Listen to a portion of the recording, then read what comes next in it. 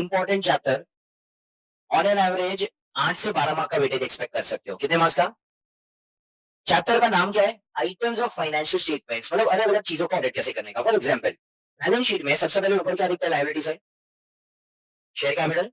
तो अपने को सिखाया जाएगा शेयर कैपिटल को ऑडिट कैसे करने का। फिर शेयर कैपिटल के बाद क्या दिखता है? फिर reserves and surplus. Reserves and surplus के बाद क्या दिखता है? लॉन्ग टर्म बोरोइंग्स, उसका हमने ऑडिट करने का। फिर क्या दिखता है? शॉर्ट टर्म या करंट लायबिलिटीज जो बोलो, शॉर्ट टर्म बोरोइंग्स है, करंट लायबिलिटी में ट्रेड पेबल्स आते हैं, प्रोविजंस आती है, कंटिंजेंट लायबिलिटीज आती है, उसका ऑडिट। अच्छा, असेट साइड जाए तो सबसे पहले क्या आएगा? फिक्स्ड असेट, उसमें tangible and intangible. Fixed asset में पीपी आएगा, टेंजिबल में, फिर बाद में नॉन कर आई मीन इंटेंजिबल असेट्स आएगा, उसका ऑडिट कैसे करना है। फिर उसके बाद फॉर एग्जांपल लेट अस से लोन्स दिए हुए हैं तो लोन्स का ऑडिट कैसे करना है। फिर उसके बाद फॉर एग्जांपल लेट अस से इन्वेंटरी है, उसका ऑडिट कैसे, कैश है, कैश का ऑडिट कैसे, ट्रेड रिसीवेबल्स है तो उसका ऑडिट कैसे। तो पूरे अलग अलग आइटम्स ऑफ बैलेंस शीट का ऑडिट। वैसे ही हमारा क्या आएगा? पीएनएल। पीएनएल में पहले क्या आता है? रेवेन्यू फ्रॉम ऑपरेशंस क्या आता है, फिर उसके बाद अदर इनकम। तो वैसे दुनिया भर की वो लोगों ने चीजें दी हुई है कि हर एक का ऑडिट कैसे करने का है। क्या हर एक का ऑडिट? अब now the important and the difficult part about the chapter is here we cannot go as per ICI module. अपने मेरे जितने भी चैप्टर्स है, जितनी भी नोट्स है, आई से this on record also always कि मैंने सारी नोट्स कहां से बनाई? सिर्फ और सिर्फ आईसीआई के मटेरियल से। और अपना तुम लिखोगे अभी मैच करोगे, it covers everything. This chapter हम सिर्फ और सिर्फ वो नहीं कर सकते। आईसीआई ने ये चैप्टर में 114 पेजेस प्रिंट किए हैं। कितने पेजेस? 114। कोई बोलेगा नहीं नहीं सर पढ़ना चाहिए, तो भी भले 114 पेजेस है। पहला आंसर चालू करो, share capital. By any chance does anyone have a module right now here? पहला आंसर शेयर कैपिटल का है। किसका आंसर? इसका है शेयर कैपिटल। उन्हें लगता है कि हमें लाइफ में सिर्फ शेयर कैपिटल को ऑडिट करना है, ठीक है, तो इंटर्स ये पास करके सिर्फ शेयर कैपिटल को ऑडिट करोगे। उन्होंने शेयर कैपिटल का आंसर दिया है फॉर 12 पेजेस ओनली। क्या? For 12 pages only. So 12 pages of module, I hope you can understand कि when you write it in your notebook it will definitely go about 18 to 19 pages. तो इतना बड़ा answer एक share capital, and weightage of the answer is not going to be more than 4 marks. ठीक है, exam का paper pattern तो मैं पहले डिस्कस कर चुका हूं। 4 4 3 3 ऐसे मार्क्स का आता है, तो वहां पे 4 मार्क्स से ज्यादा का तो पूछने वाले नहीं है। तो eventually we have to write 10 points. Eventually we have to write. अब इतना पढ़ के अपने को लिखने का कितना? तो हम ये चैप्टर को एग्जाम ओरिएंटेड पढ़ने वाले हैं। कैसे पढ़ने वाले? मतलब मैं तुम्हें 12 पेज पढ़ाऊं, फिर उसमें से बोलो कोई भी 10 पॉइंट तुम याद कर देना, तुमको भाई कुछ समझने वाला नहीं है। तो मैंने यहाँ पे ना नोट्स ड्राफ्ट किए, जो relevant points है। I've sat with your accounts professor, I've sat with your law professor, and I've picked up points which you have either studied in accounts, either studied in law, or in general are very easy to go basic points. ठीक है, तो अब तुमने law में पढ़ा, accounts में पढ़ा, तो तुम्हारे लिए पॉइंट्स याद रखना क्या हो जाएगा? इजी है। 12 पेजेस में से 10 पॉइंट उठाने हैं, तो कौन से 10 पॉइंट? जो अकाउंट से रिलेटेड है, लॉ से रिलेटेड है, या तो कंपेरेटिवली एकदम ही क्या है? इजी। अब ये चैप्टर में तुमसे मैं क्या एक्सपेक्ट करता हूँ कि अभी रिवाइज करो ना करो पता, ठीक है, it is your call, but when you start revising, मैं तुम्हें लास्ट टाइम पे पूरी स्ट्रैटेजी भी देके जाऊंगा। ये चैप्टर को तुम कभी भी एट अ स्ट्रेच रिवाइज करने वाले नहीं हो। फॉर एग्जांपल उसको तुम कैसे पढ़ोगे? So I give you the whole strategy on the last lecture and will discuss everything here. अगर तुम देखोगे ना, मैंने यहाँ पे देखो सेट्स बना के रखे हैं कि पहले कैसे पढ़ना है, कौन से चैप्टर्स, फिर कौन से चैप्टर। हर एक जगह पे तुम देखोगे ना, मैंने प्लस क्या लिखा हुआ है? 5 plus chapter 5 plus chapter 5 plus chapter 5। तो उसके टोटल देयर आर 18 19 आंसर्स। कितने? तो भाई वहां पे 18 19 आंसर्स तुम एट अ स्ट्रेच कभी भी नहीं पढ़ोगे। तुम एवरीडे बेसिस पे दो आंसर करोगे। यू स्प्रेड इट ओवर कम से कम 8 से 9 दिन। और मेरा तो रिक्वेस्ट ऐसा है कि तुम ये ऑडिट के बाकी के चैप्टर्स के साथ भी मत पढ़ो। समझो ऑडिट उठाने के पहले for example you are studying costing, तुम डेली बेसिस के ऊपर आधा घंटा ब्लैंक रखो, जहां पे तुम डेली बेसिस पे कॉस्टिंग के साथ इसके 2 आंसर्स करोगे। बस ये पूरा दिन ऑडिट करके वापस इसी के 2 आंसर्स करना is going to be difficult also. So if you can take this with any other subject, nothing like it. But कभी भी 2 या 3 आंसर से ज्यादा रिवाइज करने नहीं वाले हो। आंसर है ना बहुत इजी लगेगा। When we completed, you yourself will be like कि यार इसमें क्या डिफिकल्ट हो सकता है, मैं क्यों ये प्रीमाइज बना रहा हूँ, मैं क्यों समझा रहा हूँ तुम्हें, कभी अभी नहीं होगा, बाद में प्रॉब्लम्स हो गए। तो right now you have treated यार चैप्टर एकदम इजी है, रद्दी को ऊपर है। तो प्रॉब्लम क्या होगा? इतना कंटेंट आने के बाद है ना, याद नहीं रहेगा कि कौन सा पॉइंट कहाँ पे लेके आना है। तो डेली बेसिस के ऊपर कितने करोगे? 2 या मैक्सिमम 3। अब यहाँ पे चलो बैलेंस शीट वाले आइटम्स तुम्हें कराऊंगा। P&L आइटम्स, आईसीआई ने जो मॉड्यूल बनाना चालू किया वो लोग एकदम जोश में थे। ठीक है, पूरा मॉड्यूल में बैलेंस शीट की मस्त चीजें लिखी। P&L का लिखना चालू किया, 6-7 आंसर लिखने के बाद भाई वो भी खुद 114 पेज पे बना दिए, और वो भी खुद थक गए कि मैं कितना लिखे। तो उन्होंने क्या किया? थोड़े आंसर्स दे दिए। फिर बाद में उन्होंने ना जो सिलेबस है, तो मॉड्यूल में जाके पढ़ोगे तो चैप्टर 5 में लिखा है कि what is the portion. Last में एक लाइन डाल दिया ब्रैकेट के अंदर, this is illustrative list only. This is मतलब ये एक इलस्ट्रेटिव लिस्ट है, इसको छोड़ के हम और कोई और आइटम पूछना चाहे हम पूछ सकते हैं। फॉर एग्जाम्पल मैंने सेल ऑफ स्क्रैप ऑडिट कैसे करोगे, फिर इंटीरियर ऑडिट कैसे करोगे। याद है बचपन में पर्सनल रियल नॉमिनल आता था, पता है जब एफआईडीसी में अपने को लगा वो अपने को क्या अकाउंट्स आता है लाइफ में सीए करना चाहिए, फिर वो बोलेगा लाइफ में। सो अब वहां पे पर्सनल रियल नॉमिनल में से कोई भी आइटम हटा के बोलेंगे पता हो इसका ऑडिट कैसे करना चाहिए, रॉयल्टी का ऑडिट कैसे करोगे, रिसर्च एंड डेवलपमेंट ऑडिट कैसे करोगे, कोई भी आइटम। तो now whatever is given in the module, चलो तुम मेरे नोट से कवर कर लोगे, that what about items which were not given in the module also. तो अब इन दैट केस हमें क्या करना पड़ेगा, जो पास्ट में आया और मॉड्यूल में नहीं वो तो आंसर मैं तुम्हें करवा दूंगा, फिर अगर कोई और आंसर आया जो हमने कभी भी नहीं देखा तो उसके लिए थोड़ा है ना, हम जब पढ़ेंगे हम थोड़ा अप्रोच बनाते जाएंगे, थोड़ा तुम्हारा दिमाग लगने चालू करना चाहिए कि अच्छा हम ऑडिट करें तो क्या क्या चीजें देख रहे हैं। तो इन द क्लासरूम डिस्कशन में थोड़ी चीजें एक्स्ट्रा की डिस्कस करूंगा, और जो नोट्स में लिखना की जरूरत नहीं है, it is only to make your approach, that is only to make your. और उसके बाद अभी एग्जाम सिनेरियो में ये approach after point of time कभी काम लगता है नहीं लगता है, पर अपना समझो उस 3 घंटे में अपना फ्रेम ऑफ माइंड सही नहीं है तो ये सब अप्रोच काम लगते हैं नहीं है। तो as a last resort I will give you a common answer, I will give you कि कुछ नहीं आया, ये 7 पॉइंट देख के आओ और वहां पे से कुछ ना कुछ मार्क्स लेके आओ। सी टू बी ऑनेस्ट वो कॉमन आंसर लिखने का 4 में से ऐसा समझो एक ही मार्क मिलेगा, there is a high probability you may get 2 marks also, but तुम अपने दिमाग में मेंटली क्या रखो, 1 मार्क मिलेगा। See we want to make sure वो 0 भी ना है ना, तो वो 1 मार्क भी बहुत वैल्यूएबल होता है अपने लिए। तो अब कॉमन आंसर मैं दूंगा कि वर्स्ट केस तेरे को कुछ नहीं दिमाग लग रहा है मैं इसमें क्या लिखूं, तो वो वहां पे इन दैट केस क्या क्या होगा कॉमन आंसर। तो my chapter is divided into 3 parts.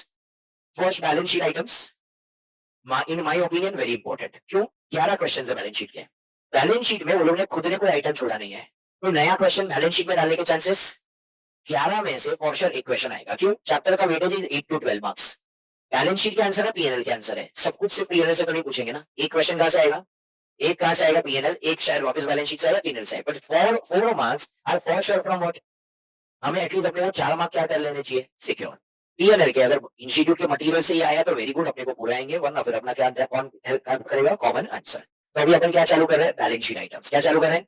So for this chapter text book module अगर उसके साथ तुम मैच द फॉलोइंग खेलोगे तो पूरा लेक्चर मैच द फॉलोइंग ही खेलोगे, तो बुक्स को बंद करके बैठो, यहाँ पे जो मैं सिर्फ समझा रहा हूँ उसके ऊपर फोकस करके पढ़ो। अब सबसे पहला क्वेश्चन क्या बोला आपने, क्या है वो बोला 4 मार्क का किस में से आएगा, बोला मुद्दे की बात लिख लेता हूँ मैं, बैलेंस शीट में से 4 मार्क के आने के चांसेस ज्यादा ब्राइट है, अभी 100% नहीं कहते but obviously there is a very bright chance of balance sheet items. ठीक है, बुक पैक करने को कौन बोला, लिखने का ये सब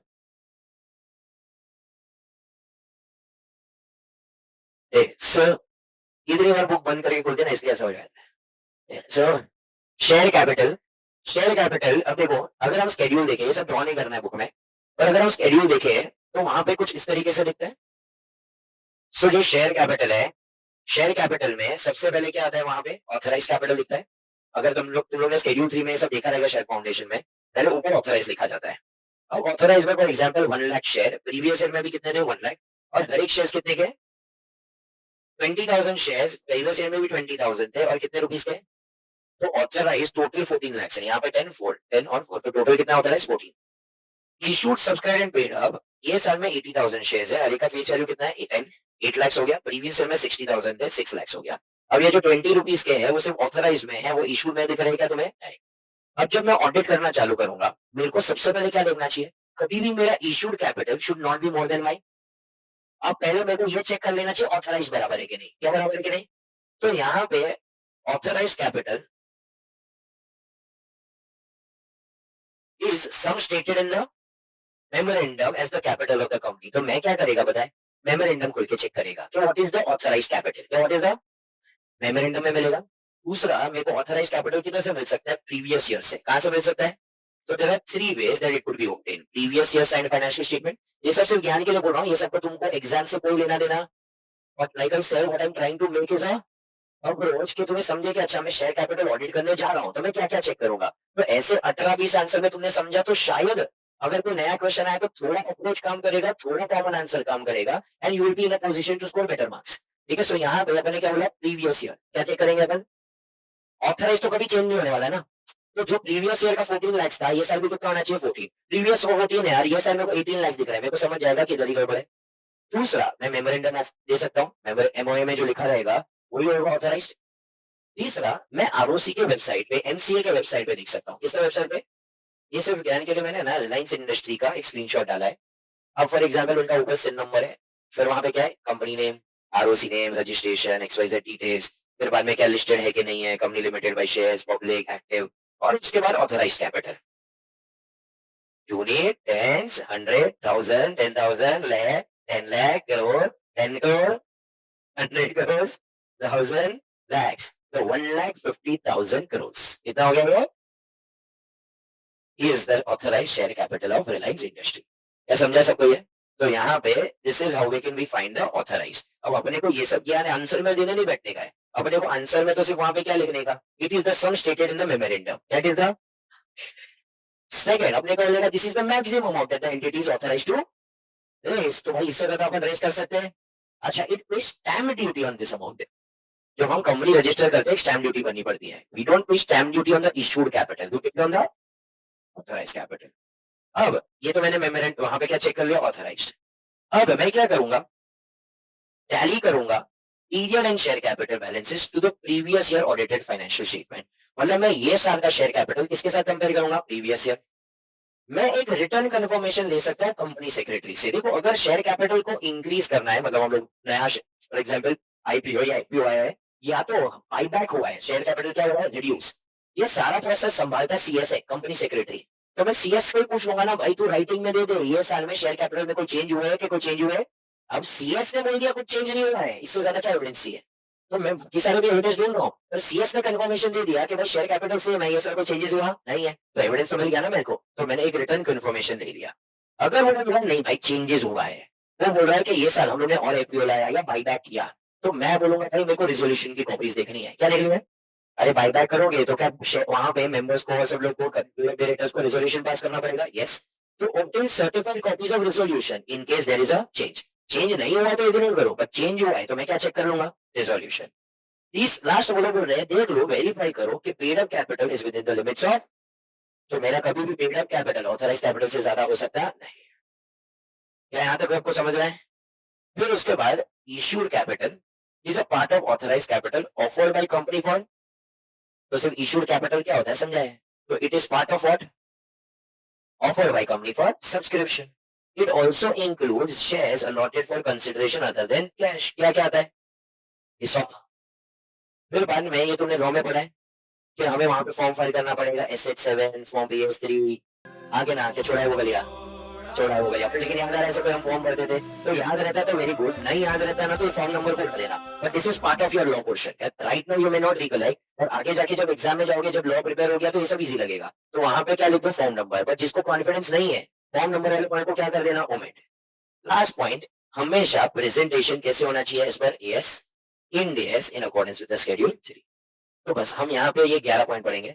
और लेकिन हम यहाँ पे ना ऐसा नहीं करेंगे 11 में से कोई भी 8 लिख के आएंगे. हम 11 के 11 मेमोराइज करने की कोशिश करेंगे, अज्यूमिंग कि हमें 11 के 11 एग्जाम में क्या करके आने, लिख के आने. तो हम यहाँ पे ना एग्जाम ओरिएंटेड पढ़ रहे हैं, और एकदम एग्जाम ओरिएंटेड कंटेंट ही यहाँ पे मेमोराइज कर रहे हैं. कुछ भी ज्यादा अननेसेसरी अपन ज्ञान की बहुत ज्यादा चीजें कर रहे हैं नहीं है. तो only the approach in this chapter is different. Only the approach in, see now if you see n number of YouTube professors and number of other professors are very well in the market. लोग क्या करते हैं, वहां पे वो लोग पूरी text book को गो थ्रू करवा देते हैं, स्टूडेंट इज सेटिस्फाइड कि मेरे को टेक्स्ट बुक करवा दिया. But this will not fetch you marks. And see तुम्हारा और मेरा फायदा एक ही में कि तुमको मार्क्स है. ठीक है, तो यहाँ पर we will have to study in such a way के मार्क्स है. मैं तुमको मन का सेटिस्फेक्शन दूं कि मैंने तुम्हें पूरा टेक्स्ट बुक करवा दिया, that is not going to help. इतनी चीजें पढ़ के ज्ञान लेके कोई फायदा नहीं है. हम सिर्फ और सिर्फ कैसे पढ़ेंगे इसको, एग्जाम ओरिएंटेड. तो सिर्फ इतना ही अपने को यहाँ पे कंटेंट करना है, 12 पेजेस रटने बैठना नहीं है. इसके बारे में कोई शाना होगा बोलेगा नहीं मेरे को करने का है, तो पहले मैंने जितना करवाया है, मेरा लास्ट दिन तक जितना होगा, मैं तुम्हें ये भी लिखवा के जाऊंगा कि मेरे पढ़ाने के बाद क्या करना है, कैसे पढ़ना है. तो मैं जितना बोल रहा हूँ पहले उतना करो. उसके बाद तुम्हारे बाकी के 5 सब्जेक्ट, आई अज्यूम तुमसे मॉडल का पेपर नहीं दे रहे हो, तो यहाँ पे बाकी के 5 सब्जेक्ट भी करो. उसके बाद तुम्हें लग रहा है कि तुम्हें जैन का मेन नहीं करना है, और तुम्हारी जिंदगी में टाइम बचा है, जान बची है, तो फिर तुम जो करना चाहो कर सकते हो. See what happens, you know, public जब नया सब्जेक्ट लेके बैठता है, समझो जैसे कि तुम्हारा क्वेश्चन खत्म होगा एक आध हफ्ते में, 10-15 दिन में, तुम जब नया नया चालू करोगे ना, तब एकदम ऐसा मोटिवेटेड होती हो कि मैच क्रांति लेके आएगा, हमें ये करेगा, रैंक लाएगा. ठीक है, पहला चैप्टर तो पूरा मॉड्यूल से अलग अलग कलर की हाइलाइटर से मार्क किया है, ये किया है, वो किया है. फिर एक डेढ़ चैप्टर पढ़ने के बाद समझता है कि साला 2-4 दिन तो इसी में पढ़ा हूँ, अब हो पाने वाला नहीं है. फिर बॉडी धीरे धीरे बात पे आ जाता है. अब ये इतने दिन मेरे को नहीं चाहिए कि तुम वेस्ट करो. क्या सब मानते हो कि मैं जितना बोल रहा हूँ वो तो करना ही पड़ेगा. तुम शायद कुछ एक्स्ट्रा करना चाहते हो लाइफ में, और हाँ नहीं चाहते. तो पहले जितना मैं बोल रहा हूँ उतना करो, उसके बाद अगर टाइम बची है, जान बचा है, तो फिर और जो करना चाहो कर सकते हो। तो ये हमारा कौन सा आंसर हो गया? Share capital. So next is reserves and surplus. तो रिजर्व्स एंड सरप्लस में तो पहले क्या आएगा? देखो कैपिटल रिजर्व्स, फिर उसके बाद रिटेन अर्निंग्स आती है। रिटेन अर्निंग्स का ओपनिंग, एडिशंस टू क्लोजिंग। तो अब यहाँ पे देखो, जो पहले ईयर का क्लोजिंग है वो ये साल का क्या होना चाहिए? ओपनिंग। तो अब मैं वहां पे क्या करेगा, सबसे पहले कंपेयर करूंगा opening balance of reserves and surplus to the previous year audited financial statement. Second, मेरे को एडिशंस या utilisations during the current year देखना है। तो मैं तीन अलग अलग चीजों में देखूंगा, पीएनएल अकाउंट में, शेयर प्रीमियम में, अदर इक्विटी। पीएनएल अकाउंट में मैं सबसे पहले क्या करूंगा, I will trace the movement of surplus और बेनिफिट। मतलब अगर ये साल का जो सरप्लस हुआ या डेफिसिट हुआ तो कहां पे ऐड हो जाएगा मेरे पीएनएल के अंदर, या डेफिसिट हुआ तो लेस हो जाएगा। ट्रेस करूंगा मूवमेंट इन द इक्विटी, मतलब इक्विटी ऐड हुआ लेस हुआ। फिर बाद में फिर एडजस्टमेंट्स रिलेटेड टू डिविडेंड, जो डिविडेंड है वो भी मेरे फ्री रिजर्व में से ही दिया जाएगा, उसके वजह से मेरा रिजर्व क्या हो जाएगा कम। मैं उसके लिए क्या वेरीफाई कर सकता हूँ, board resolution regarding the declaration of dividend. Share premium होगा तो मेरे को देखना है कि whether section 52 of the companies act has been complied with. क्या 52 पढ़ा है पब्लिक में? याद नहीं है, ठीक है। फिर उसके बाद understand the equity, other equity में understand the reasons for the transaction. अब देखो यहाँ पे ना वो लोग क्या कर सकते हैं, they will ask you a lot of MCQs of correct incorrect तो रहा नहीं है, but a lot of MCQs on correct incorrect are targeted not on audit but your accounts and your law. For example, the term fund reserve can be used interchangeably. No, ठीक है, तो fund used only when reserve is specifically represented by earmark investment such as sinking fund. MCQs के लिए लोग कैसे पूछेंगे? For example, section 52 अभी जो मैंने बोला 52 of the Companies Act states that security premium can be applied by the company for any one of the purpose mentioned below. Which of the following is correct option? Security premium कहाँ पे use कर सकते हैं? Adjust loss on revaluation of asset, to pay dividend, providing premium on redemption of preference shares, to use as a working capital. क्या है answer? ठीक है, सो यहाँ पे this is nowhere related to audit. This is nowhere related to. So इसके लिए तुम्हें क्या करना चाहिए, जो MCQ का बुकलेट दिया है ना, प्लीज मेक श्योर उसको भी रेफर करो। लॉ और अकाउंट्स के रिलेटेड भी क्वेश्चन ये लोग उठा के वहां पे पूछेंगे, तो वहां पे भी we do not want to lose the marks. तो ये हमारा क्या हो गया, रिजर्व्स एंड सरप्लस। अब बोरोइंग्स में अगर देखोगे किस तरीके से डिवाइड किया गया है, तो एक शॉर्ट टर्म बोरोइंग्स होती है और एक क्या होता है लॉन्ग टर्म। अब उसके दोनों के अंदर क्या होता है, सिक्योर्ड और अनसिक्योर्ड। अब अगर मैं ऑडिट करना चाहता हूं तो मैं ऑडिट करने के लिए वहां पे क्या करूंगा, सबसे पहले मैं क्या रिव्यू करूंगा, बोर्ड मिनट्स। क्या रिव्यू करूंगा? देखो अगर हमें बोरोइंग करनी होती है तो पहले ना बोर्ड एक रेजोल्यूशन पास करता है कि हम बोरोइंग्स करना चाहते हैं। क्या करना चाहते हैं? तो मैं बोर्ड मिनट्स देखूंगा ये देखने के लिए कि अप्रूवल मिला है कि अप्रूवल नहीं मिला है। फिर जितनी भी बोरोइंग्स दिख रही है मैं वो सारी चीजें लोन अग्रीमेंट के साथ मैच करूंगा। ठीक है, तो लोन का अग्रीमेंट होता है, मैं उसके साथ चीजें मैच करूंगा, दिखाऊंगा, पता चल जाएगा कि भाई लोन का अमाउंट बराबर है कि नहीं। काफी बार हम चीजें लीज पर लेते हैं, हुआ है यस 19 नंबर। तो लीज जो होता है मैं लीज और हायर परचेज को भी क्या कर सकता हूँ, उनके अग्रीमेंट के साथ चेक कर सकता हूँ। अब मैं जिसके पास से बोरोइंग्स ली हुई है मैं क्या कर सकता हूँ, सामने वाले को कंफर्मेशन भेज सकता हूँ। क्या सामने वाले को क्या कर सकता हूँ, अब तुम्हारा 143.3 और सब कुछ हो गए, 143.1 और सब कुछ भी हो गया। Duty to inquire upon certain matters था, उसमें पहला वाला पॉइंट क्या पता है, लोन्स वाला पॉइंट था, छोड़ा है वो गलिया, पूरा मोहल्ला छोड़ गया तुम। सो यहाँ पे अब फॉर एग्जाम्पल लेटर से, फॉर एग्जाम्पल वहां पे बोला हुआ है duty to inquire upon certain matters, उसमें किसके ऊपर हम इंक्वायर करते हैं, लोन्स के ऊपर। पहला पॉइंट क्या है कि जो भी लोन्स लिए है क्या वो लोन्स भाई सच्ची में ली हुई है, जो भी टर्म्स एंड कंडीशन है प्री जुडिशियल तो नहीं है। देखो यहाँ पे ना बोरोइंग्स लोन से क्या जोड़ किया जा सकता है। फॉर एग्जाम्पल लेटर से राकेश है क्लास का सबसे अमीर इंसान, ठीक है। अब फॉर एग्जाम्पल लेटर से उसके पास बहुत ज्यादा काला धन है, ठीक है, आज क्या रहा है काला, ठीक है ना, ठीक है। सो उसके बाद बहुत ज्यादा काला क्या है, धन। तो अब राकेश काले को क्या करना चाहता है, सफेद। सो अब यहाँ पे वो काले को क्या करना चाहता है, सफेद। सो अब यहाँ पे इन दिस केस वो क्या कर रहा है, वो मेरे को है ना बोलता है कि सर देखो मैं आपको 50 लाख रुपया कैश देता हूं, आप मेरे को 50 लाख रुपया क्या दे दो, चेक। क्या दे दो, चेक, ठीक है। तो हमारे बीच में एसेट्स तो ट्रांजैक्शन पे टूट हो गया, मैंने उसने मेरे को क्या दे दिया, कैश, मैंने उसको क्या दे दिया, चेक। तो उसका ब्लैक का इनाम क्या हो गया, व्हाइट में पैसा आ गया। पर लेकिन अगर दिखेगा तो यहाँ पे उसकी बुक्स में क्या दिखेगा कि उसने मेरे को 50 लाख रुपए क्या किया हुआ है, बोरो। क्या किया हुआ है, और मेरे बुक्स में क्या दिखेगा, मैंने उसको 50 लाख रुपया क्या दिया हुआ है, लोन। क्योंकि कैश का ट्रांजैक्शन तो कहीं पे भी रिकॉर्ड नहीं करने वाले ना, और यहाँ पे अगर मेरे ऊपर इनकम टैक्स प्रोसीडिंग्स हुई तो मेरे को इनकम टैक्स ऑफिसर आके बोल सकता है कि भाई रोहित श्रॉफ तेरे जैसे गरीब इंसान ने राकेश जैसे अमीर इंसान को पैसा दिया, इसे हजम हो रहा नहीं है, हमें लग रहा है शायद जेन्युइन ट्रांजैक्शन नहीं है। क्या ये क्या नहीं है? इसलिए ऑडिटर चेक करता है कि लोन्स बराबर है कि नहीं है। इसलिए जब हम बोरोइंग्स भी देखें हमें एक बार के लिए शक होता है राकेश की बुक्स चेक करते वक्त कि जेन्युइन बोरोइंग है कि नहीं। क्या ये क्या है? इसलिए हम क्या करेंगे पता है, सामने वाले को एक्सटर्नल कंफर्मेशन भेज देंगे। तो एक बार तो हम लोग ने क्या देखा, अप्रूवल है, अग्रीमेंट देखा। अब एक बार हम सामने वाले से क्या ले रहे, कंफर्मेशन। क्या ले रहे कि भैया जेन्युइन लोन है कि जेन्युइन लोन नहीं है। फिर उसके बाद जब भी अगर डिवेंचर होगा तो हम लोग एक ट्रस्ट डीड बनाते हैं। क्या बनाते हैं? तो हम क्या एग्जामिन करेंगे, ट्रस्ट डीड। क्या एग्जामिन करेंगे? For the redemption date and the terms. फिर उसके बाद एक क्या भेज सकते हैं, 505 और इंडिपेंडेंट बैलेंस कंफर्मेशन। ये जरूरी नहीं है कोई डायरेक्ट कंफर्मेशन आ गया। तो 5 पॉइंट पड़े अपने। पहला क्या था अपने, सेकेंड अपन क्या करेंगे, मैच के लोन अग्रीमेंट।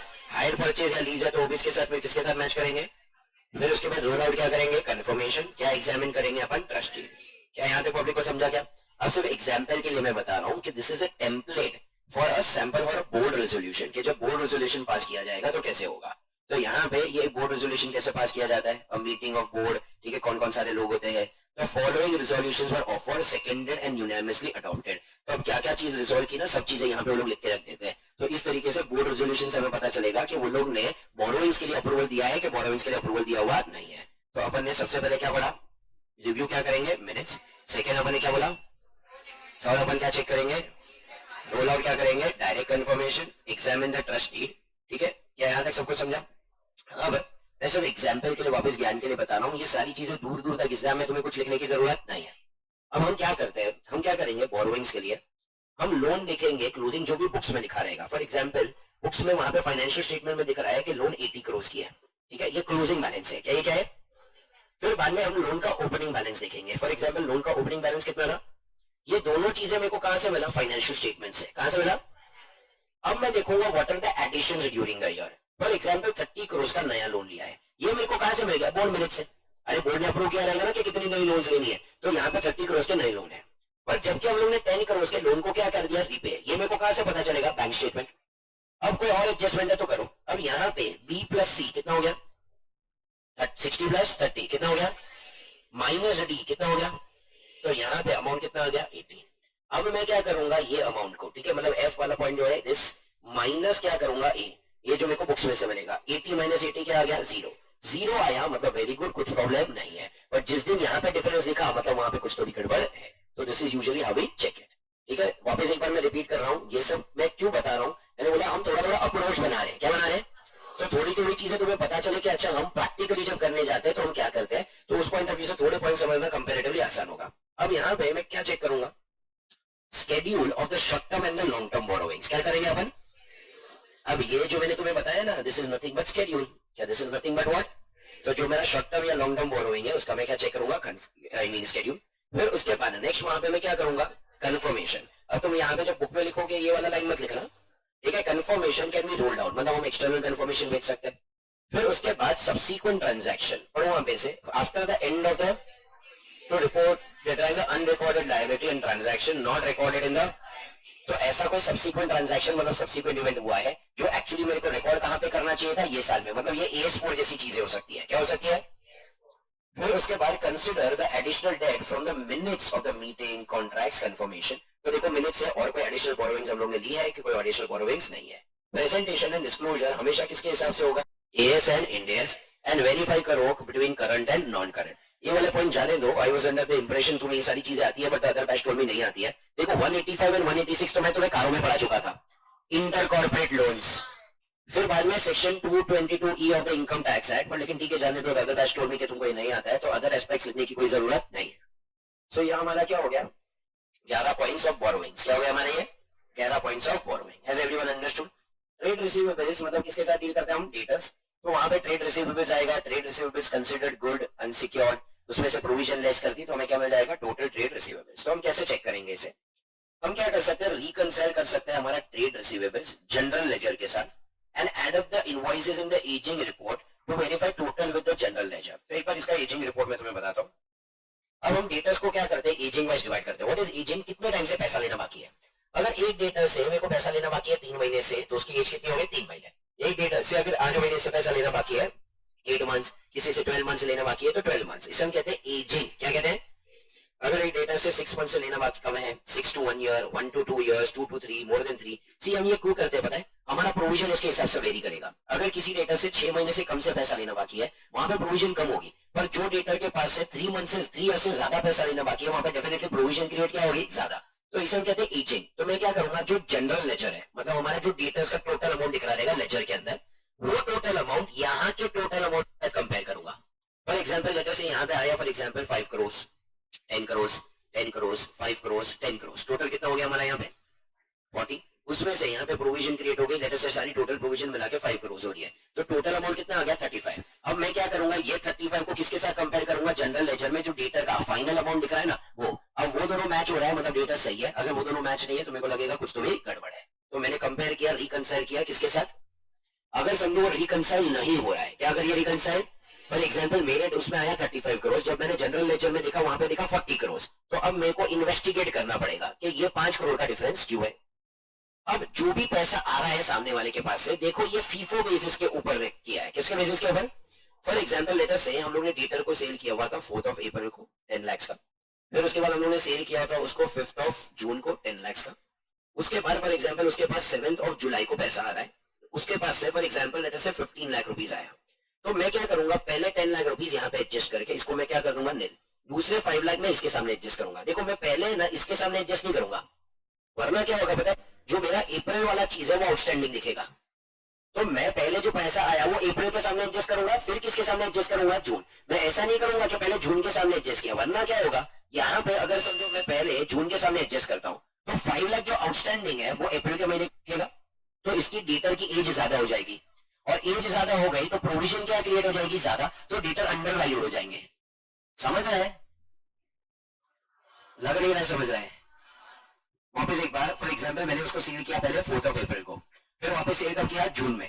पैसा आया जुलाई में। अब जो पैसा आया ना, मैं उसको क्या करूंगा, जो पहला सेल किया ना उसके सामने सेट ऑफ करूंगा।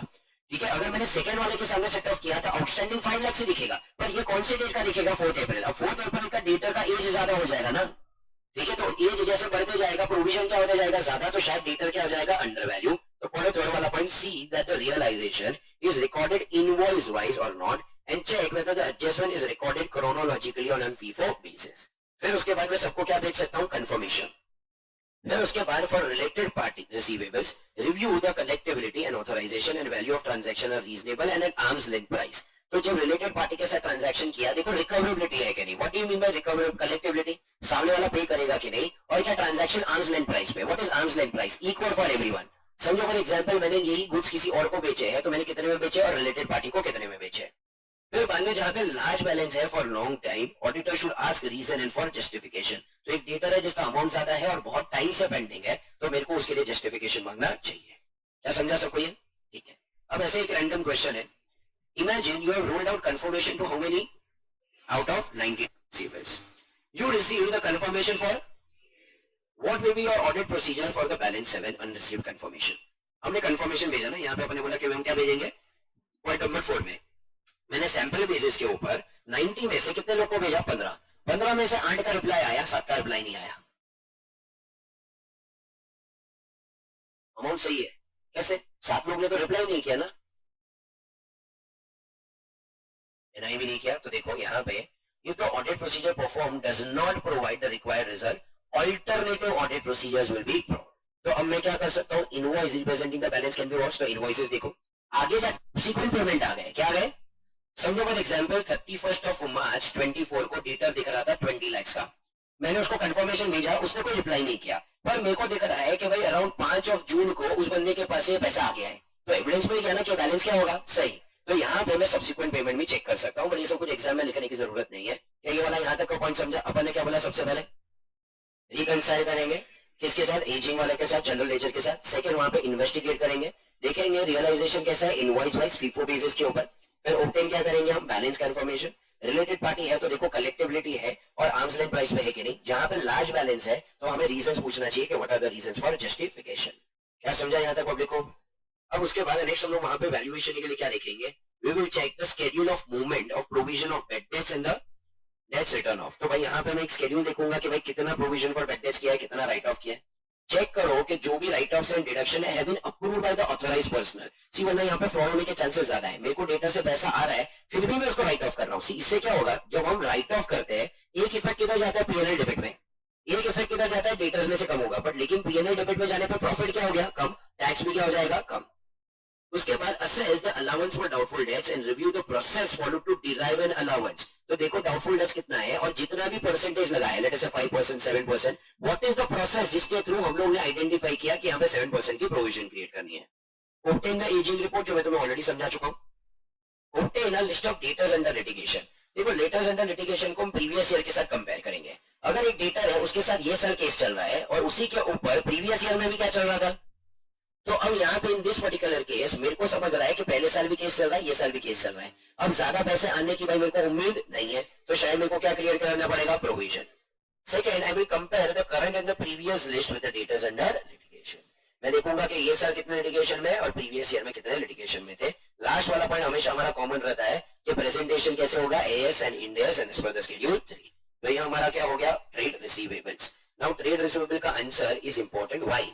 अगर तुम इसे सही से समझे हो, ट्रेड पेबल का आंसर इसी के पॉइंट ऑफ व्यू से लिख सकते हो, पर जब ट्रेड पेबल्स आएगा हम इसके ऊपर चर्चा करेंगे, बट लेकिन हम उसके थोड़े पॉइंट्स को चेंज करके कौन सा आंसर लिख सकते हैं, trade. Next is for example let us say cash. अब for example let us say हम cash and cash equivalent check करने गए। अब अपने को उन्होंने बोला कि ऑफिस ए पे 10,000 कैश है, ऑफिस बी पे कितना है 36,000 और ऑफिस सी पे 29,000। क्या ऑफिस सी पे कितना है 29,000। अब लेट अस से भाई अपना पप्पू वहां पे क्या करने गया भाई, ऑडिट करने गया। अब जब अपना पप्पू ऑडिट करने गया तो वहां पे उसे हर एक जगह पे कैश बराबर मिला, जबकि एक्चुअली है ना तीनों ब्रांच के अगर मैं देखूं तो ए ब्रांच पे सिर्फ 5400 था, बी ब्रांच पे 37 था और सी ब्रांच पे कितना था। पर लेकिन अपना पप्पू जब वहां पे चेक करने गया उसे कैश बराबर मिला। ब्रांच ए पे क्या मिला 10,000, ब्रांच बी पे कितना मिला 36 और ब्रांच सी पे कितना मिला 29। ये कैसे हुआ रहेगा, समझ रहे हो? एक्चुअल कैश कम है पर अपना पप्पू जब ऑडिट करने गया उसको कैश बराबर मिला। देखो क्या हुआ रहेगा, अब पप्पू किधर गया, पहले ऑफिस ए पे गया, वो बता के गया था मैं कल कैश काउंट करने आऊंगा, ऑफिस ए पे गया। क्लाइंट ने क्या किया, सारा कैश निकाल के कहां पे रख दिया, ऑफिस ए। पप्पू वहां पे ऑडिट करने गया, उससे कितने वाला है सेम अमाउंट। क्यों, वहां पे वो पहले ऑफिस ए पे गया, उस क्लाइंट को बता रहा कि ऑफिस ए पे आने वाला है, वो लोग ने 10,000 रुपया कहां पे रख दिया, ऑफिस ए के ऊपर। फिर उसके बाद उसको बोला भाई यहाँ पे ऑफिस ए के ऊपर इडली मैन वाला बहुत अच्छा मिलता है, तेरे को सुबह सुबह ब्रेकफास्ट करवाते हैं, फिर तो ऑफिस बी पे जा। अब उसने इडली मैन वाला कहा, बाई द टाइम ऑफिस बी पे गया वो लोग कैश लेके किधर चले गए, ऑफिस बी। ऑफिस बी पे बोला भाई इधर यहाँ पे लंच बहुत अच्छा मिलता है, पाव भाजी अच्छे मिलते हैं, इधर पाव भाजी खाके जाओ। फिर उसके बाद उसको बोला भाई ठीक है अब कहाँ जाता है, ऑफिस सी। पर ऑफिस सी पहुंचा तब तक उन्होंने कैश कहाँ पे पहुंचा दिया, ऑफिस सी। इसलिए पप्पू जहां पे गया उसको वहां पे कैश बराबर मिला। अब मेरे को बताओ इसके लिए करना क्या चाहिए, क्या सरप्राइज चेक, और क्या कर सकते हैं, खाना नहीं चाहिए। कंक्लूजन तो अच्छा था तुम्हारा, हाँ क्या एबीसी फॉलो ना करके रैंडमली जाओ। और क्या कर सकते हैं बताए, हम तीनों लोकेशन पे एक साथ भेज सकते हैं। तो यहाँ पे मैं 3 अलग अलग टीम बना के तीनों जगह पे क्या कर सकता हूँ, एक साथ भेज सकता हूँ। तो यहाँ पे सबसे पहले तो क्या कर सकते हैं, सरप्राइज विजिट, या तो दूसरा हम क्या कर सकते हैं, साइमल्टेनियस कैलकुलेशन। अब अगर मैं यहाँ पे देखूं हम किसका ऑडिट कर रहे हैं, सिर्फ कैश का नहीं, हम ऑडिट कर रहे हैं कैश एंड कैश इक्विवेलेंट का। किसका, तो उसमें क्या क्या आता है, करंट अकाउंट आएगा, जो मेरा करंट अकाउंट में पैसा पड़ा है वो कैश एंड कैश इक्विवेलेंट है। Deposit with maturity of less than 3 months, ये भी तो इक्विवेलेंट हो गया ना, because easily convertible into cash. And cash in hand. तो अब यहाँ पे मैं क्या करूंगा, सबसे पहले special care is necessary and unless they are checked by surprise there can be no certainty that the cash produced for inspection was in fact held by the custodian. Second, मैं जब कैश काउंट करूंगा, एक मैं करूंगा 31 of March को, क्या एक मैं कब करूंगा, दूसरा मैं कोई और कोई भी रैंडम डेट के ऊपर करूंगा। फॉर एग्जांपल कब है तेरा बर्थडे, फॉर एग्जांपल हम बोलेंगे 3 जनवरी को जाके क्या करके आएंगे, कैश काउंट। क्यों, मैनेजमेंट को पता है 31 मार्च का तो मैं काउंट करने वाला हूं, तो मैनेजमेंट क्या करेगा 31 मार्च को कैश बराबर रखेगा, बाकी पूरे साल भर में जोड़ करेगा। इसलिए मैं दूसरा कोई भी एक और रैंडम डेट सिलेक्ट करूंगा और वहां पे भी क्या काउंट करूंगा, कैश। तो पहला अपन ने क्या बोला, सरप्राइज करो, दूसरा अपन ने क्या बोला भाई सिर्फ 31 मार्च को चेक मत करो और किसी डेट में भी चेक करो। अब काफी बार ब्रांच के पास एक अब कैश बैलेंस है, 2 कैश बैलेंस होंगे, एक तो मेन कैश अकाउंट, दूसरा पेटी कैश। अगर 2 कैश बैलेंसेस मेंटेन कर रहे हो, मेरे को दोनों को काउंट करना चाहिए, ठीक है, वरना क्या होगा पता है, पेटी कैश का कैश इसमें ऐड करके अपने को बता देंगे। अब जिस दिन हम काउंट करेंगे, जो उधर का कैशियर है उसको हमारे यहाँ पे फिजिकली प्रेजेंट रखेंगे, काउंट होने के बाद जो टोटल काउंट आया ना उसके ऊपर उसकी साइन ले लेंगे। सेम ये क्यों कर रहा है, समझो मैंने कैश काउंट किया, वहां पे कैश होना चाहिए था 36,000, मेरे को मिला सिर्फ 29,000। मैंने बोला भाई कैश बराबर नहीं है। अगले दिन मैं मैनेजमेंट से बात करने गया, मैनेजमेंट बोल रहा है यार नहीं भाई पूरा 36,000 है। मैंने बोला नहीं हमने कल काउंट किया था। बोलता तेरी कुछ गलती होगी, वापस जाके काउंट कर। हमने वापस जाके काउंट किया तो 36,000 था। तो उन्होंने क्या किया, वहां पे जो कैश का शॉर्टफॉल था वो लाके रख दिया। अब वो लोग हमारे ऊपर ब्लेम डाल रहे हैं कि तुमने बराबर से चेक किया होगा। तो भाई मैं तो क्या करेगा इसमें, इसलिए जब काउंट हो रहा है कैशियर खड़ा रहेगा, और काउंट होने के बाद 29,000 आया, मैं कैशियर से तभी साइन ले लेगा कि देख यू आर प्रेजेंट हियर, और काउंटिंग में कितना आया 29,000, वरना कल तुम बोलोगे तुम्हारी काउंटिंग गलत है। इसलिए मैं कैशियर को बोलेगा तू वहां पे क्या कर दे, साइन। अगर समझो फॉर एग्जाम्पल मैं 31 मार्च को काउंटिंग करने नहीं जा पा रहा हूँ, see preferably I should count on 31 March, पर मैं नहीं जा पा रहा हूँ मेरा एक क्लाइंट है क्या मल्टीपल क्लाइंट है, और एक क्लाइंट में भी एक लोकेशन है क्या मल्टीपल लोकेशन है, मैं नहीं जा पा रहा हूँ। तो मैं क्या करेगा, समझो मैं नहीं जा पा रहा हूँ, मैं 31 मार्च को दोपहर को 1 बजे फोन करेगा क्लाइंट को, मैं पूछेगा कितना कैश पड़ा हुआ है, वो बोला 42 लाख कैश पड़ा है। मैं बोला वेरी गुड, एक काम कर अभी के अभी जाके पूरा 42 लाख रुपीस बैंक में डिपॉजिट कर दे। अब अगर उसके पास 42 लाख रुपीस नहीं होगा, क्या वो तुरंत जाके आधे घंटे में कैश डिपॉजिट कर पाएगा क्या, नहीं। देखो अगर उसके पास नहीं है, उसने किधर और से जुगाड़ कर लिया, बात अलग है। तो यहाँ पे एविडेंस थोड़ा कम मिल रहा है, बट लेकिन एक बार 42 लाख रुपीस बैंक में आ गया तो थोड़ा बहुत एविडेंस मिलेगा ना कि इसके पास एक्चुअली उतना पैसा पड़ा हुआ था। तो मैं या तो 31 मार्च को कॉल करेगा, या तो 1 अप्रैल को सुबह सुबह 10 बजे कॉल करेगा कि कल रात तक तुम्हारे अकाउंट में यहाँ पे कैश में कितने पैसे पड़े थे, बोला 26 लाख। मैं बोलूंगा अभी के अभी आधे घंटे में से क्या करवा दो, डिपॉजिट। तो पढ़ो यहाँ पे से, if the cash balance can not be checked on the, you should arrange for all cash to be banked on the evening of the close of the financial year or the following morning. काफी बार जो cashier होता है एक rough cash book बनाता है, क्या बनाता है, अपने खुद के हिसाब किताब के लिए। तो मैं रफ कैश बुक से भी एंट्रीज को क्या कर सकता हूँ, टेस्ट चेक कर सकता हूँ। थोड़ी कैश की सेंसिटिविटी एनालिसिस करो। देखो in JK classes cash is not a sensitive thing. क्यों, यहाँ पे हमारा कैश में इतना बिजनेस होता नहीं है, मतलब फीस हम कभी कैश में एक्सेप्ट करते नहीं है। हर एक ब्रांच में 5-10 हजार रुपया पेटी कैश पड़ा रहता है, ये अमाउंट इतना ज्यादा मटेरियल नहीं है। और अगर फॉर एग्जाम्पल कोई रिटेल स्टोर की बात करोगे, वहां पे यूजुअली कैश के ट्रांजैक्शन क्या होते हैं, ज्यादा, कैश सेंसिटिविटी ज्यादा है, तो प्रोसीजर्स भी क्या हो जाएगी, ज्यादा। काफी बार मेरे पास कैश के नाम पे कोई और करेंसी पड़ी रहेगी, जैसे मेरे पास डॉलर्स पड़े हुए हैं। अब मैंने जब डॉलर मेरे पास पड़े हुए $1,000 है, अब $1,000 जब मैंने लिए थे तब 80 रुपीज एक्सचेंज रेट था। 31 मार्च को 85 रुपीज हो गया, तो 5 रुपीज पर डॉलर मेरा नोशनल गेन हो जाएगा। क्या हो जाएगा, ये तुमने AS11 में पढ़ा रहेगा कि 31 मार्च को जो रेट है उसके हिसाब से रीस्टेट करो। क्या करो, पढ़ो point number 8, ensure all accounts holding foreign currency have been restated at the closing rates. Lastly हमारा कॉमन पॉइंट हमेशा क्या होता है, प्रेजेंटेशन एंड डिस्क्लोजर किसके हिसाब से होना चाहिए, AS, Ind AS and schedule 3 of the companies act.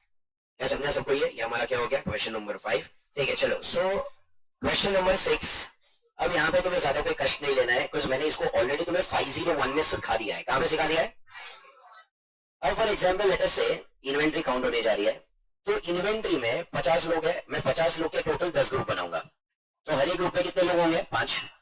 तो सब रीड करो, this 50 individuals are divided into each group being sent to the different, the stock were required to be checked was a sack of rice, they had been told that the sack of rice is of, तो हमको बोला गया था कि भाई rice count करना है और हर एक सैक जो है वो 5 kg का है। Now auditor started counting the number of sack of rice and were matching with the inventory sheet. On sample basis, they picked up some sack of rice and weighed them.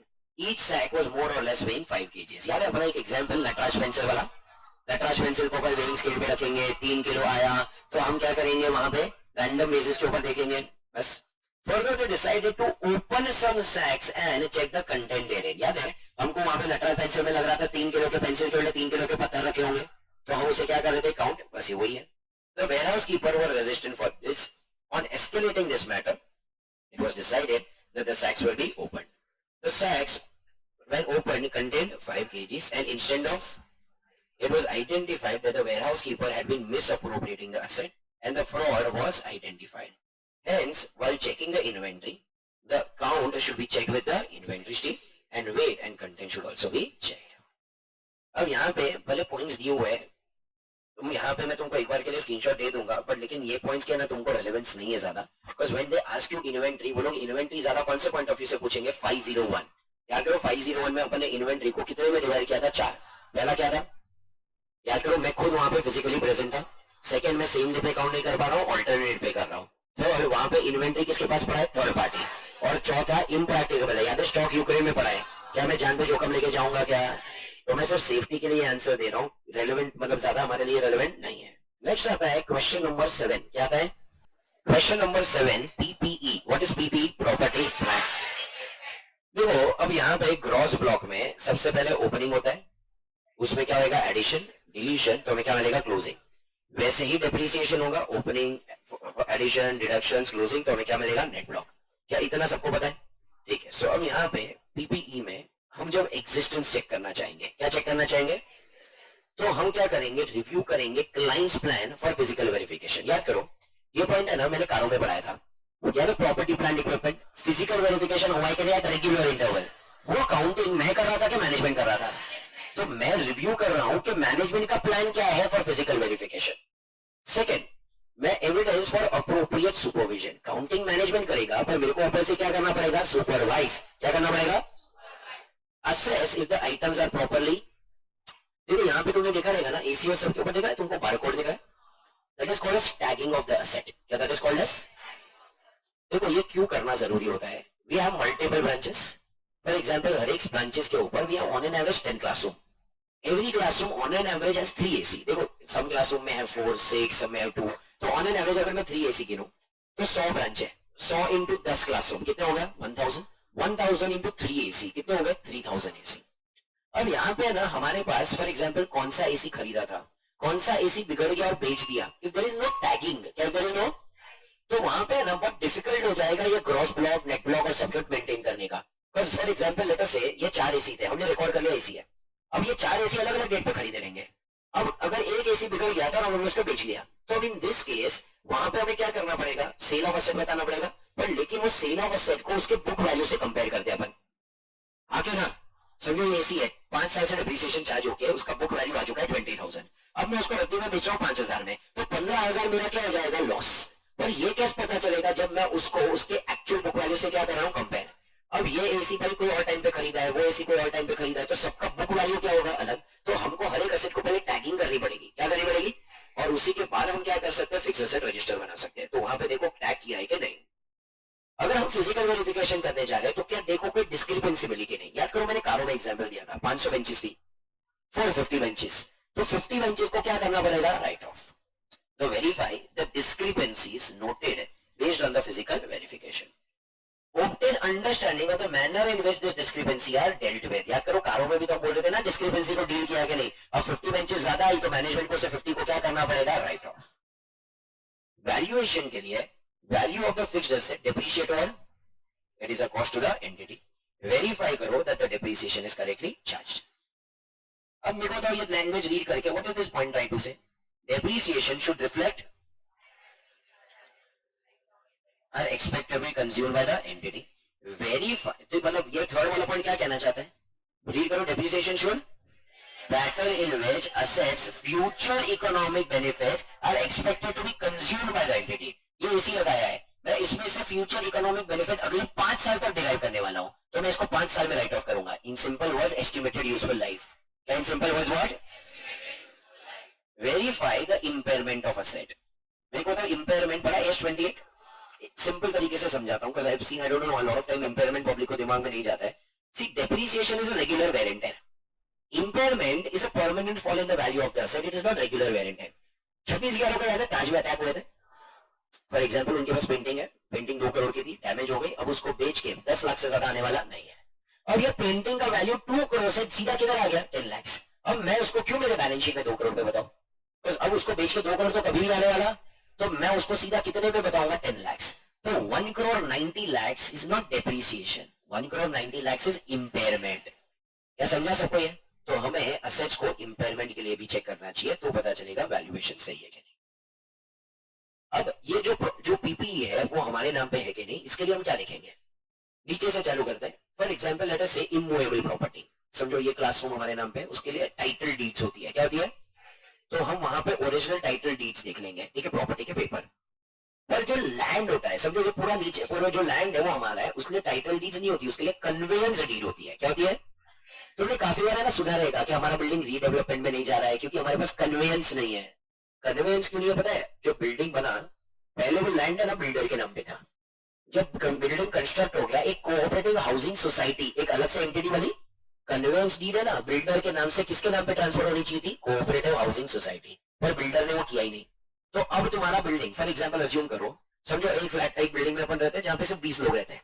हमने सोचा भाई हम सबके पास पैसा है, एक काम करते हैं, ये बिल्डिंग तोड़ देते हैं, अपना जो बिल्डिंग है 10 फ्लोर का ही है, अपन एक काम करते हैं बिल्डिंग को 30 फ्लोर का बनाते हैं, हमारे खुद के फ्लैट बड़े हो जाएंगे और ऊपर का जो एक्सेस 20 फ्लोर बचेगा उसको बेच देंगे। पर लेकिन वो जो लैंड है उसका कन्वेंस हमारे कोऑपरेटिव हाउसिंग सोसाइटी के नाम पे है नहीं, वो है किसके नाम पे? बिल्डर। क्या मैं ये कर पाऊंगा? क्या नहीं। तो अब लैंड के लिए मेरे को एज एन ऑडिटर क्या चेक करना पड़ेगा? Conveyance deed. बाकी के जो फिक्स्ड एसेट है जैसे कि एसी है, प्रोजेक्टर है, कंप्यूटर है, उसके लिए मैं क्या देखूंगा? इनवॉइसेस। फिर कंप्लीटनेस के लिए वेरीफाई करो तो मूवमेंट, देखो मूवमेंट जब भी वर्ड मूवमेंट आएगा ना तुम्हारे दिमाग में क्या आना चाहिए? Opening, add additions, less deletion is equal to closing. तो movement in the PP schedule and check the arithmetical accuracy. तो ये हमारा क्या हो गया? Property, plant, equipment. क्या हो गया हमारा ये? इक्विपमेंट। क्या समझा सबको ये? तो ये हमारा क्या हो गया? Question number 7। Next question is intangible asset. अब इंटेंजिबल एसेट क्या होता है? Identifiable, non monetary, has no physical substance. अब देखो अगर फॉर एग्जांपल मैं बात करूं about a physical asset, tangible asset, मैं उसका एग्जिस्टेंस चेक करने के लिए क्या करूंगा? फिजिकली वेरीफाई करूंगा। पर एक इंटेंजिबल एसेट का क्या फिजिकल वेरिफिकेशन होगा? नहीं, जब कोई फिजिकल सब्सटेंस ही नहीं है तो फिजिकल वेरिफिकेशन हो सकता। तो एक इंटेंजिबल एसेट को हम एग्जिस्टेंस में कब कहेंगे? When that particular asset is in use. समझो फॉर एग्जांपल हम लोगों ने एक सॉफ्टवेयर खरीदा था, अज्यूम करो टैली खरीदा था, हमने टैली खरीदा हुआ था, बट लेकिन अब हम टैली यूज नहीं करते, हम अपना दूसरा सॉफ्टवेयर यूज करते हैं। तो tally is a intangible asset. क्या टैली इज अ? पर लेकिन क्या हम उसे यूज कर रहे हैं क्या? तो the asset is not into existence. तो the auditor should verify the intangible asset is in active use. If not, a deletion should have been recorded post approval of the entity's management. अब मैं वहां पे वापस क्या verify करूंगा? Movement. याद करो मैंने तुम्हें क्या बोला था? जब भी वर्ड मूवमेंट आएगा तुम्हें क्या चेक करने का? ओपनिंग। सेकेंड, वहां पे क्या चेक करो? अरिथमेटिकल एक्यूरेसी के बराबर से ये कैलकुलेट हो क्या रिकॉर्ड हुआ है कि नहीं। अगर कहीं मटीरियल एडिशंस है, मतलब उन्होंने इंटेंजिबल एसेट में एडिशंस की है, तो देखो क्राइटेरिया फॉर रिकॉग्निशन मीट हो रहा है कि नहीं। तुमने एज 26 में पढ़ा रहेगा कि there are certain criterias for recognition of a intangible asset. So यहाँ पे हमें क्या करना चाहिए? चेक करना चाहिए कि वो जो भी क्राइटेरिया है वो मीट हो रहे हैं कि नहीं हो रहे। अब जैसे हम टेंजिबल एसेट को क्या करते हैं? डेप्रिशिएट। यहाँ पे हमें एसेट्स को क्या करना पड़ेगा? अमोर्टाइज। डेप्रिशिएट याद है हम लोग क्या कर रहे थे? Over the estimated useful life, मतलब कितने साल तक मेरे को इकोनॉमिक बेनिफिट मिलेगा। मतलब ये एसी से मेरे को 5 साल तक इकोनॉमिक बेनिफिट मिला था, मैं कितने साल में उसको डेप्रिशिएट कर रहा था? 5। मैंने एक इंटेंजिबल एसेट लिया, एक सॉफ्टवेयर लिया है, मेरे को उससे इकोनॉमिक बेनिफिट 8 साल तक मिलेगा, तो मेरे को इसको अमोर्टाइज कितने साल में करना चाहिए? 8। तो लास्ट वाला पॉइंट पढ़ो, ensure amortisation reflects pattern in which future economic benefits are expected to be consumed by the entity.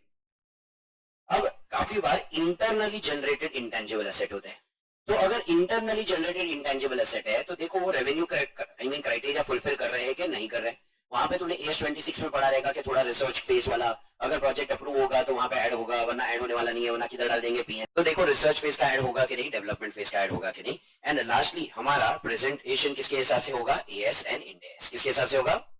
And schedule 3 of the companies act. तो ये कौन सा क्वेश्चन था हमारा? Question number 8, intangible asset. क्या है क्या हमारा क्वेश्चन नंबर 8? क्वेश्चन नंबर 9 जो है मैं इसको तुम्हें अलग से वापस नहीं पढ़ा रहा हूँ, ये ट्रेड पेएबल्स है। क्या ये? आई होप एवरीवन अंडरस्टैंड्स कि ट्रेड रिसीवेबल्स हम कैसे करते थे उसी तरीके से होगा, थोड़े वर्ड क्या हो जाएंगे? Change. But I have seen a lot of students are not able to understand कौन से वर्ड्स चेंज करने के, तो मैं इसके लिए भी तुम्हें एक बार आंसर दे दूंगा, but all the students are wisely able to understand.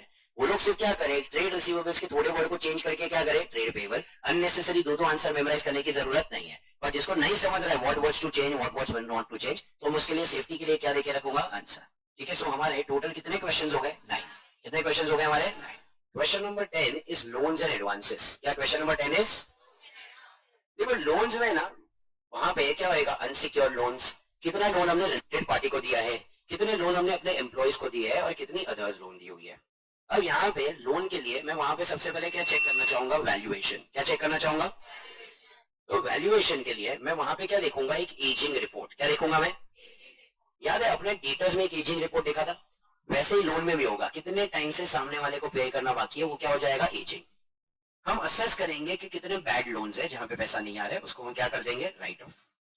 तीसरा हम प्रिपेयर करेंगे स्केड्यूल ऑफ मूवमेंट। क्या मूवमेंट याद है सबको? क्या होगा? Opening plus additions. अब यहाँ पे डिलीशन पढ़ने के बदले क्या बोलेंगे? रीपेमेंट। तो ओपनिंग, एडिशन, रीपेमेंट, तो क्या मिलेगा? क्लोजिंग। अब काफी बार जब हम लोन देते हैं फॉरेन करेंसी में देते हैं, तो मैंने जब लोन दी थी तब उस टाइम पे डॉलर का रेट था 80 और 31 मार्च को डॉलर का रेट कितना हो गया 85। तो नोशनल गेन होगा, क्या होगा, यानी एएस लेवल में तुमने सीखा रहेगा। तो check the restatement of foreign currency loan and advances are restated properly. तो वैल्यूएशन में कितने पॉइंट्स आ गए यहाँ पे, 4। पहला अपन ने क्या बोला, ऑब्टेन द एजिंग। सेकेंड अपन ने क्या बोला, फिर उसके बाद प्रिपेयर द,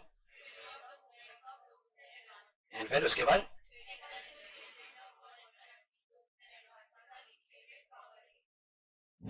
नेक्स्ट कंप्लीटनेस के लिए मैं क्या करूंगा, I will obtain a list of and compare with the balances in the ledger. मतलब मैं क्या करूंगा, वहां पे पूरा लिस्ट मंगाऊंगा एडवांसेस का कि टोटल हमने कितने एडवांस दिए और लेजर के साथ अमाउंट को क्या करूंगा, मैच करके देखूंगा। फिर बाद में मैं लोन अग्रीमेंट्स चेक कर सकता हूं, तो inspect the loan agreements and acknowledgement of party. Acknowledgement of party में भी एक्सटर्नल कंफर्मेशन या मे बी व्हाट, उसको मैं वहां पे कंपेयर करूंगा। फिर उसके बाद check the board resolution to ensure that the act is within the scope of the company. देखो थोड़ी कंपनीज ऐसी हो सकती है जो क्या कर सकती है, लोन्स दे सकती है, थोड़ी कंपनी ऐसी हो सकती है जो लोन दे सकती है। तो देखो कि रेजोल्यूशन पास किया whether it is within the scope of the company. फिर बाद में हम काफी सारे स्टैट्यूटरी रिटर्न्स फाइल करते हैं, हम आरओसी के साथ रिटर्न्स फाइल करते हैं। तो हमें देखना है कि जो स्टैट्यूटरी रिटर्न्स आरओसी के साथ फाइल की है और हमारे बुक्स में जो लोन दिख रहा है वो दोनों मैच हो रहे हैं कि मैच हो रहे नहीं है। लास्टली हमारा प्रेजेंटेशन एंड डिस्क्लोजर किसके हिसाब से होना चाहिए, as and Ind S in schedule 3 of the companies act. Last question बात करते हैं about the provisions and contingent liability. मेरे को बताओ क्या सबको प्रोविजन और कंटिंजेंट लायबिलिटी का डिफरेंस पता है ना? सी अ लॉट ऑफ बैचेस ऐसा होता है कि उनका एएस वहां नहीं रहता है तो मेरे को सब समझाना पड़ता है, बट आई अज्यूम ये सब बेसिक ही आता है, नहीं आता तो मेरे को जो प्रोविजन मतलब हमें लगता है पैसा हमें there is a future probable outflow of cash, हमें एक प्रोविजन क्रिएट करनी पड़ेगी। कंटिंजेंट लायबिलिटी मतलब हम श्योर हमें से वहां पे नीचे क्या बनाना पड़ेगा, फुटनोट। तो अब मेरे को प्रोविजन है कंटिंजेंट लायबिलिटी के लिए क्या करना है, firstly I will obtain a list of all provision and compare with the balances in the ledger. फिर बाद में I will inspect the underlying agreement. देखो अग्रीमेंट चेक करने की क्यों जरूरत है, फॉर एग्जाम्पल हमारे ऊपर लिटिगेशन डाले गए, फॉर एग्जाम्पल लेट अस से समझो हम लोग ने बोला था हमारे अग्रीमेंट में कि भाई देखो हम जो प्रोडक्ट बेच रहे हैं, फॉर एग्जाम्पल फोन बेच रहे हैं, हम 2 ईयर की वारंटी देंगे, कितने ईयर्स की, पर लेकिन हम 1 ईयर के बाद बोल रहे हैं कि नहीं हम वारंटी देने वाले नहीं है। हमारे अग्रीमेंट में लिखा हुआ है, हमारे भाई जो भी हमने फोन बेचे वहां पे सब जगह पे लिखा हुआ है कि हम 2 ईयर की वारंटी देंगे। अब सामने वाला कस्टमर हमारे ऊपर केस कर रहा है तो मेरे को बताओ ये कंटिंजेंट लायबिलिटी में जाना चाहिए कि प्रोविजन में जाना चाहिए?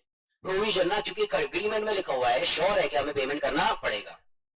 फॉर एग्जाम्पल लेट अस से वहां पे हम लोग ने जो भी हमारे एम्प्लॉइज थे बेनिफिट प्लान में हमने लिखा था कि हमारे किसी भी एम्प्लॉय का अगर हमारे फैक्ट्री में एक्सीडेंट होता है तो भाई हम उसको पेंशन पे करेंगे टिल दिस डेथ, क्या हम उसे पेंशन भरेंगे टिल दिस। अब कंपनी पेंशन पे कर रही है only till the year of 60 till the age of 65। अब सामने वाला एम्प्लॉय केस करेगा तो मेरे को बताओ कंपनी को पे करना पड़ेगा कि नहीं करना पड़ेगा? यस। अब अग्रीमेंट में है वी आर श्योर के पे करना पड़ेगा, प्रोविजन हो जाएगी, पर अग्रीमेंट में इसके बारे में कुछ लिखा ही नहीं है, तो we are also not sure, तो ये शायद कहां पे लिखेगा, कंटिंजेंट लायबिलिटी। फिर उसके बाद obtain underlying working and the basis for each provision made, क्या बोला था, obtain and bases of each provision made. तो वहां पे शायद हमें को चाहिए तो एक्सपर्ट का भी रिपोर्ट ले सकता हूं कि कौन से बेसिस के ऊपर हमने ये प्रोविजन बनाई। लेट अस से हमारे ऊपर केस चल रहा था, हमने हमारे लॉयर को जाके पूछा रहेगा कि कितने की प्रोविजन करने की जरूरत है, तो जो लॉयर ने हमको रिपोर्ट दिया है उसको भी मैं वहां पे कंसिडर करके डिसाइड कर सकता हूँ प्रोविजन सही है कि नहीं है। क्या जाएगा, प्रेजेंटेशन एंड डिस्क्लोजर किसके हिसाब से है, एएस एंड इंड एस, इसके हिसाब से है as and Ind AS and schedule 3 of the companies act. ठीक है, सो इसके साथ हमारा क्या हो गया, बैलेंस शीट वाला टॉपिक क्या हो गया, कंप्लीट। क्या बैलेंस शीट वाला टॉपिक क्या हो गया, कंप्लीट। तो बैलेंस शीट में 11 ही क्वेश्चन से we are done with all 11 questions of balance sheet.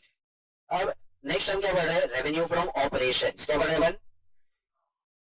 So now revenue from operations मतलब हमारा क्या है, हमारा मेन इनकम। क्या हमारा, अगर हम जेके क्लासेस की बात करें तो स्टूडेंट्स की फीस से जो पैसा आता है वो हमारा क्या है, मेन इनकम। और अगर हम लोग ने किसी के शेयर्स में इन्वेस्ट किया और डिविडेंड कमाया, ये क्या हो जाएगा हमारे लिए, अदर इनकम। वैसे ही अगर फॉर एग्जांपल हम लोग ने किसी को लोन दिया और किसी ने हमें इंटरेस्ट पे किया, वो क्या हो जाएगा, अदर इनकम। तो रेवेन्यू फ्रॉम ऑपरेशंस में हम ये देखना चाहते हैं कि क्या कोई डुप्लीकेट या कैंसल इनवॉइसेस है, क्या है कोई, मतलब हम ये देखना चाहते हैं कि सेल्स को ओवरस्टेट तो नहीं किया है, या सेल्स को क्या नहीं किया है, रेवेन्यू को ज्यादा तो नहीं बताया। देखो सेल्स वर्ड यूज करना सही नहीं होगा बिकॉज़ रेवेन्यू फ्रॉम ऑपरेशन है, क्या ये सही है। फॉर एग्जांपल तो यहाँ पे हम देखना चाहते हैं कि जो भी इनवॉइस है डुप्लीकेट तो नहीं होंगे। सेकंड मैं क्या करूंगा, जो भी इनवॉइस है उसको जर्नल एंट्री के साथ कंपेयर करूंगा कि जितने इनवॉइस बने हैं कि वो जर्नल के साथ मैच हो रहे हैं। देखो यूजुअली नहीं होगा ही, यह बहुत रेलेवेंट नहीं रहा है क्योंकि हम जर्नल पास करने के बाद ही क्या बनाते हैं आजकल, इनवॉइस। तुमने यहाँ पे देखा रहेगा, तुम्हारी एंट्री पास होती है, उसके बाद रिसीट बनती है ना, कि रिसीट पहले बनती है और उसके बाद इनवॉइस बनता है, समझ रहे हो? तो यहाँ पे इसमें ज्यादा प्रॉब्लम नहीं आएगा। थर्ड, मैं सामने वाले को क्या भेज सकता हूँ? कंफर्मेशन। क्या भेज सकता हूँ? जिसको वहां पे रेवेन्यू फ्रॉम ऑपरेशन जिसके थ्रू आया है पैसा, मैं उसको कंफर्मेशन भेज सकता हूँ। अब मैं चेक करूंगा कि क्या कोई अनऑथोराइज शिपमेंट्स है at the end of the year. For example मेरे को सेल्स बढ़ाना है, मैंने क्या किया, फॉर एग्जांपल ऐसा बता दिया कि मैंने सेल्स किया, क्षितिज, समझो मैंने क्षितिज को क्या किया, सेल्स। अब मैं ना सेल्स वहां पे बताऊंगा तो उसको परचेज बताना पड़ेगा। मैंने क्या किया पता, उसको पूछे बिना गुड्स भेज दिया। मैंने 50 लाख की उसको गुड्स भेज दिया 31 मार्च को। उसका फोन आया, भाई मैंने तो कुछ मंगाई नहीं। मैं यार सॉरी, भूल से तेरे उधर पहुंच गया, एक काम कर रख, कल परसों मेरा ट्रक आएगा वापस लेके जाएगा।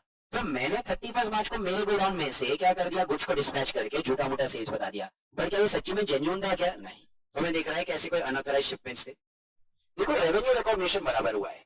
अगर समझो कोई अनअर्न्ड इनकम है तो देखो क्या अनअर्न्ड इनकम तो रिकॉर्ड नहीं किया है, मतलब जो इनकम अक्रू हुई है उसी को हम बता सकते हैं, वरना बता सकते नहीं है। सेकंड, सर्टेनिटी होनी चाहिए। देखो ये सब ES 9 में तुम पढ़ चुके हो। अगर मेरे को सर्टेनिटी नहीं है कि पैसा आएगा, क्या मैं उसे अक्रू करने वाला हूं क्या? नहीं। नेक्स्ट, रिव्यू करो कि जो भी हमारे सेल्स इनवॉइस है, एनालाइज करो जो भी हमारे रेशियोज है, क्रेडिट नोट्स को वैलिडेट करो और सारी चीजों को क्या करो, रिकंसाइल। नेक्स्ट, कट ऑफ वाली चीज तो आज ही हम समझे। कट ऑफ मतलब जो ट्रांजैक्शन जिस साल में होता है वही साल में क्या होना चाहिए, रिकॉर्ड। ये साल का ट्रांजैक्शन नेक्स्ट ईयर में नहीं जाना चाहिए, नेक्स्ट ईयर का ट्रांजैक्शन ये साल में नहीं होना चाहिए। मैंने जब सेल किया सामने वाले को तब $1 was is equal to, for example let us say 80 rupees, और 31 मार्च को डॉलर का रेट हो चुका है 85 रुपीज। तो मेरे लिए नोशनल गेन हो जाएगा। क्या हो जाएगा? जब सेल किया तब डॉलर का भाव कम था, अब पैसा आने वाला है 31 मार्च को, तब डॉलर का भाव क्या हो गया है, ज्यादा। ये तुम्हें ES 11 सिखाता है। तो for export sales recalculate the exchange gain on check the compliance with ES 11। फिर उसके बाद you must understand the client's operation and the gap issues. What do mean by gap issues? हर एक जो ऑपरेशंस आते हैं, देखो ES 9 में सिर्फ सेल्स की नहीं ना, मल्टीपल चीजों की बात की है। अगर फॉर एग्जांपल डिविडेंड है, डिविडेंड को कब रिकॉग्नाइज करते हो? Right to receive the dividend established. अगर मैं एडवर्टाइजमेंट बिजनेस में हूं, एडवर्टाइजमेंट इनकम को रिकॉग्नाइज करूंगा when the advertisement first appears before the public. क्या व्हेन द एडवर्टाइजमेंट, तो मेरे को उससे रिलेटेड गैप में, मतलब अकाउंटिंग स्टैंडर्ड में जो लिखा हुआ है वो सारी चीजें आनी चाहिए। फिर मैं कंपेयर करूंगा जो भी मैंने सेल्स किया रिलेटेड पार्टी के साथ, मैंने कौन से रेट पे किया है, बाकी सबको कितने पे सेल्स किया, रिलेटेड पार्टी को कितने में सेल्स किया। सेकंड, रिलेटेड पार्टी में व्हाट इज द कलेक्टिबिलिटी, मतलब उससे पैसा आएगा कि मैं उसको शायद क्या करना पड़ेगा, राइट ऑफ। ये हमारे 10 पॉइंट हो गए about what, revenue from operations. क्या हो गया हमारा ये ऑपरेशंस। नेक्स्ट हमारा आता है अदर इनकम। क्या आता है हमारा? देखो हमारे मेन ऑपरेशंस को छोड़ के जो भी इनकम होती है उस इनकम को हम क्या कहेंगे, अदर इनकम। क्या कहेंगे? अब अदर इनकम में हमारे पास 3 अदर इनकम होती है। एक क्या होता है, इंटरेस्ट इनकम, एक क्या है, डिविडेंड, और एक क्या है, गेन या loss on the sale of investment. Now let us say interest income को मेरे को वेरीफाई करना है। अब मेरा जो भी क्लाइंट है, क्या नाम है तेरा, नाम भूल गया मैं, वाइट एंड करण, समझो करण इज अ क्लाइंट। मैं करण को पूछूंगा बता भाई तेरे पास कितने फिक्स डिपॉजिट है, एक पूरा लिस्ट दे। उसने मेरे को अलग पूरा लिस्ट दे दिया कि सर देखो मैंने फॉर एग्जांपल 1 जनवरी को 23 को एक FD बनाया था 10 लाख का, फिर मैंने 5 फरवरी को एक FD बनाया था फॉर एग्जांपल 5 लाख का। उसने मेरे को पूरा लिस्ट दे दिया। हर एक के सामने ना रेट ऑफ इंटरेस्ट भी लिख दिया। देखो rate of interest her bar fluctuate होता है ना, तो उसने मेरे को पूरा लिस्ट दिया और सामने क्या दे दिया, रेट ऑफ इंटरेस्ट। अब मैं क्या करूंगा, वेरीफाई करूंगा एक्यूरेसी ऑफ द इंटरेस्ट। कैसे करूंगा? उसका जो अमाउंट है उसके सामने मैं क्या मल्टीप्लाई करूंगा, rate of interest into the period. मतलब अगर ये जनवरी में किया है तो सिर्फ 3 महीने का इंटरेस्ट आएगा, तो I will multiply the deposit amount with the applicable rate and the number of days during the audit period. ठीक है, तो इससे मेरे को पता चल जाएगा कि इंटरेस्ट कितना आना चाहिए। तीसरा, मैं क्या कर सकता हूँ, उसके बैंक से कंफर्मेशन लूंगा। समझो उसने बोला सर मैंने सारे FDs है ना पंजाब नेशनल बैंक में रखे हैं, मैं पंजाब नेशनल बैंक को बोलूंगा भाई एक कंफर्मेशन दे। मेरा क्लाइंट बोल रहा है कि तेरे पास टोटल 80 लाख की FD पड़ी है और उसके ऊपर पूरे साल भर में लेट अस से 6.5 लाख का इंटरेस्ट आया है। मैं बैंक को बोल रहा हूँ कंफर्मेशन दे, ये बराबर है कि नहीं है। फिर मैं जो भी कंफर्मेशन सामने वाले के पास से आया, मैं जो भी कंफर्मेशन किसके पास से आया, सामने वाले के पास से, मैं उसको रिकंसाइल करूंगा। पंजाब नेशनल बैंक ने बोला कि इंटरेस्ट समझो फॉर एग्जांपल 6.8 लाख से, पर ये लोग ने बुक्स में कितना बताया है, 6.5, तो रिकंसाइल करूंगा, पूछूंगा डिफरेंस क्यों है। फिर मैं वहां पे 26 AS की कॉपी देख सकता हूँ। किसकी कॉपी देख सकता हूँ? देखो 26 AS फॉर एग्जांपल अज्यूम करो 10 लाख का इंटरेस्ट है। अब 10 लाख के ऊपर बैंक ने इसका 1 लाख का क्या डिडक्ट कर दिया, TDS। क्या डिडक्ट कर दिया, और इसको कितना पे किया, 9 लाख।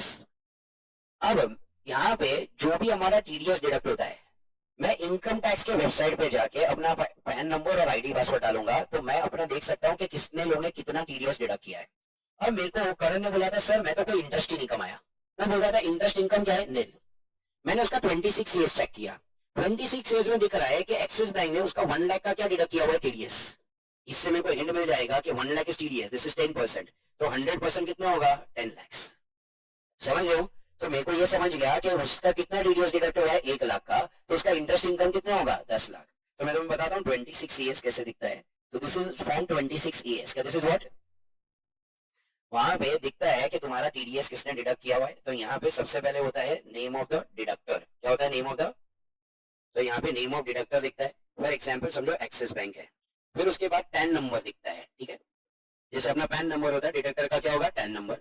फिर कितना अमाउंट पेड किया, 10 लाख पे किया, उसके ऊपर कितना टीडीएस डिडक्ट किया, 1 लाख। तो मेरे को इससे समझ जाएगा कि एक्सिस बैंक ने इसको कितना इंटरेस्ट पे किया है, कितना टीडीएस डिडक्ट किया है, तो मेरे को पता चल जाएगा कि उसका इंटरेस्ट इनकम अप्रोप्रिएट है कि अप्रोप्रिएट नहीं है। सेकेंड, अगर मैं उसका डिविडेंड इनकम चेक करना चाहता हूं, मैं देखूंगा डिविडेंड इनकम कब रिकॉग्नाइज किया है, whenever the right to receive the dividend is established. क्या whenever right to receive dividend कब आता है पता है, जिस दिन डिविडेंड डिक्लेयर हुआ उस दिन मेरे पास शेयर्स है। क्या जिस दिन डिविडेंड डिक्लेयर हुआ उस दिन मेरे पास क्या है। सेकेंडली, मैं डिविडेंड तभी रिकॉग्नाइज करूंगा when I know it is probable that the economic benefits associated with the dividend will flow. मतलब मेरे को पता है कि भाई डिविडेंड मिलेगा। अगर मेरे को लग रहा है कंपनी पिछले थोड़े सालों से अरियर्स कर रही है, ये साल भी डिविडेंड डिक्लेयर पे करने वाली नहीं है, तो मैं इसे अक्रू करने वाला नहीं हूं। तो मैं इसे अक्रू कब करूंगा, जब मेरे को पता है पैसा आने वाला है। लास्ट पॉइंट आता है हमारा गेन या loss on sale of investment. अब फॉर एग्जांपल लेट अस से मैंने शेयर्स बेचे और मेरे को प्रॉफिट हुआ या लॉस हुआ, तो पहले मेरे को देखना है income is recorded only on transfer of title of from the entity. मतलब मैंने शेयर्स बेचे, जब तक शेयर्स मेरे नाम से सामने वाले के नाम पे ट्रांसफर नहीं हुआ तब तक तो सेल ही नहीं हुआ ना, तब तक ना तो प्रॉफिट हो सकता है ना तो क्या हो सकता है, लॉस।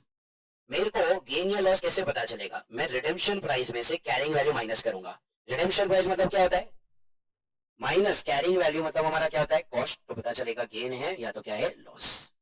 ठीक है, सो हमारा कौन सा क्वेश्चन नंबर हो गया, तो 12 क्या था, रेवेन्यू फ्रॉम ऑपरेशंस, और 13 हमारा क्या है, अदर इनकम। सो अब नेक्स्ट क्वेश्चन चालू कर रहे हैं अपन, क्वेश्चन नंबर 14। क्वेश्चन नंबर 14 क्या है हमारा, परचेजेस। क्या है हमारा नेक्स्ट क्वेश्चन, देखो अब परचेज का आंसर समझे उसके पहले अपन क्या करते हैं, परचेज से रिलेटेड इंटरनल कंट्रोल समझते हैं।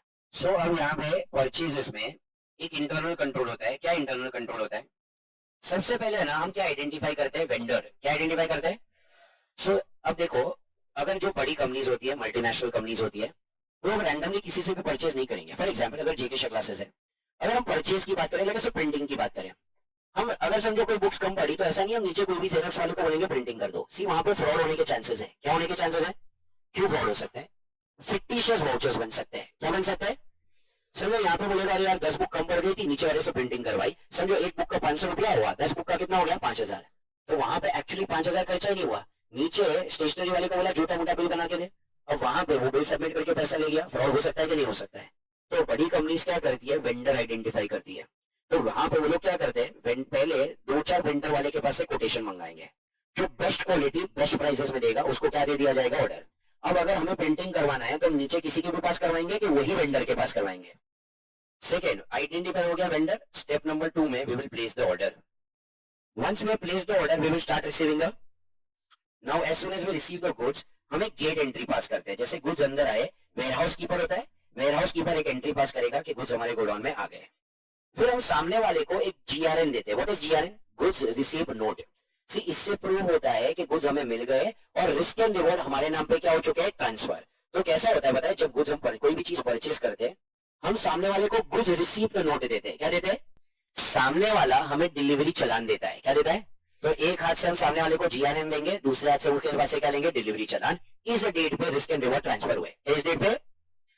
तो जैसे हमने जीआरएन दे दिया, अब रिस्क एंड रिवॉर्ड मेरे नाम पे ट्रांसफर हो गया। अब मैं मेरा स्टॉक रजिस्टर अपडेट करूंगा और ये स्टॉक को मेरे स्टॉक में क्या कर दूंगा, ऐड।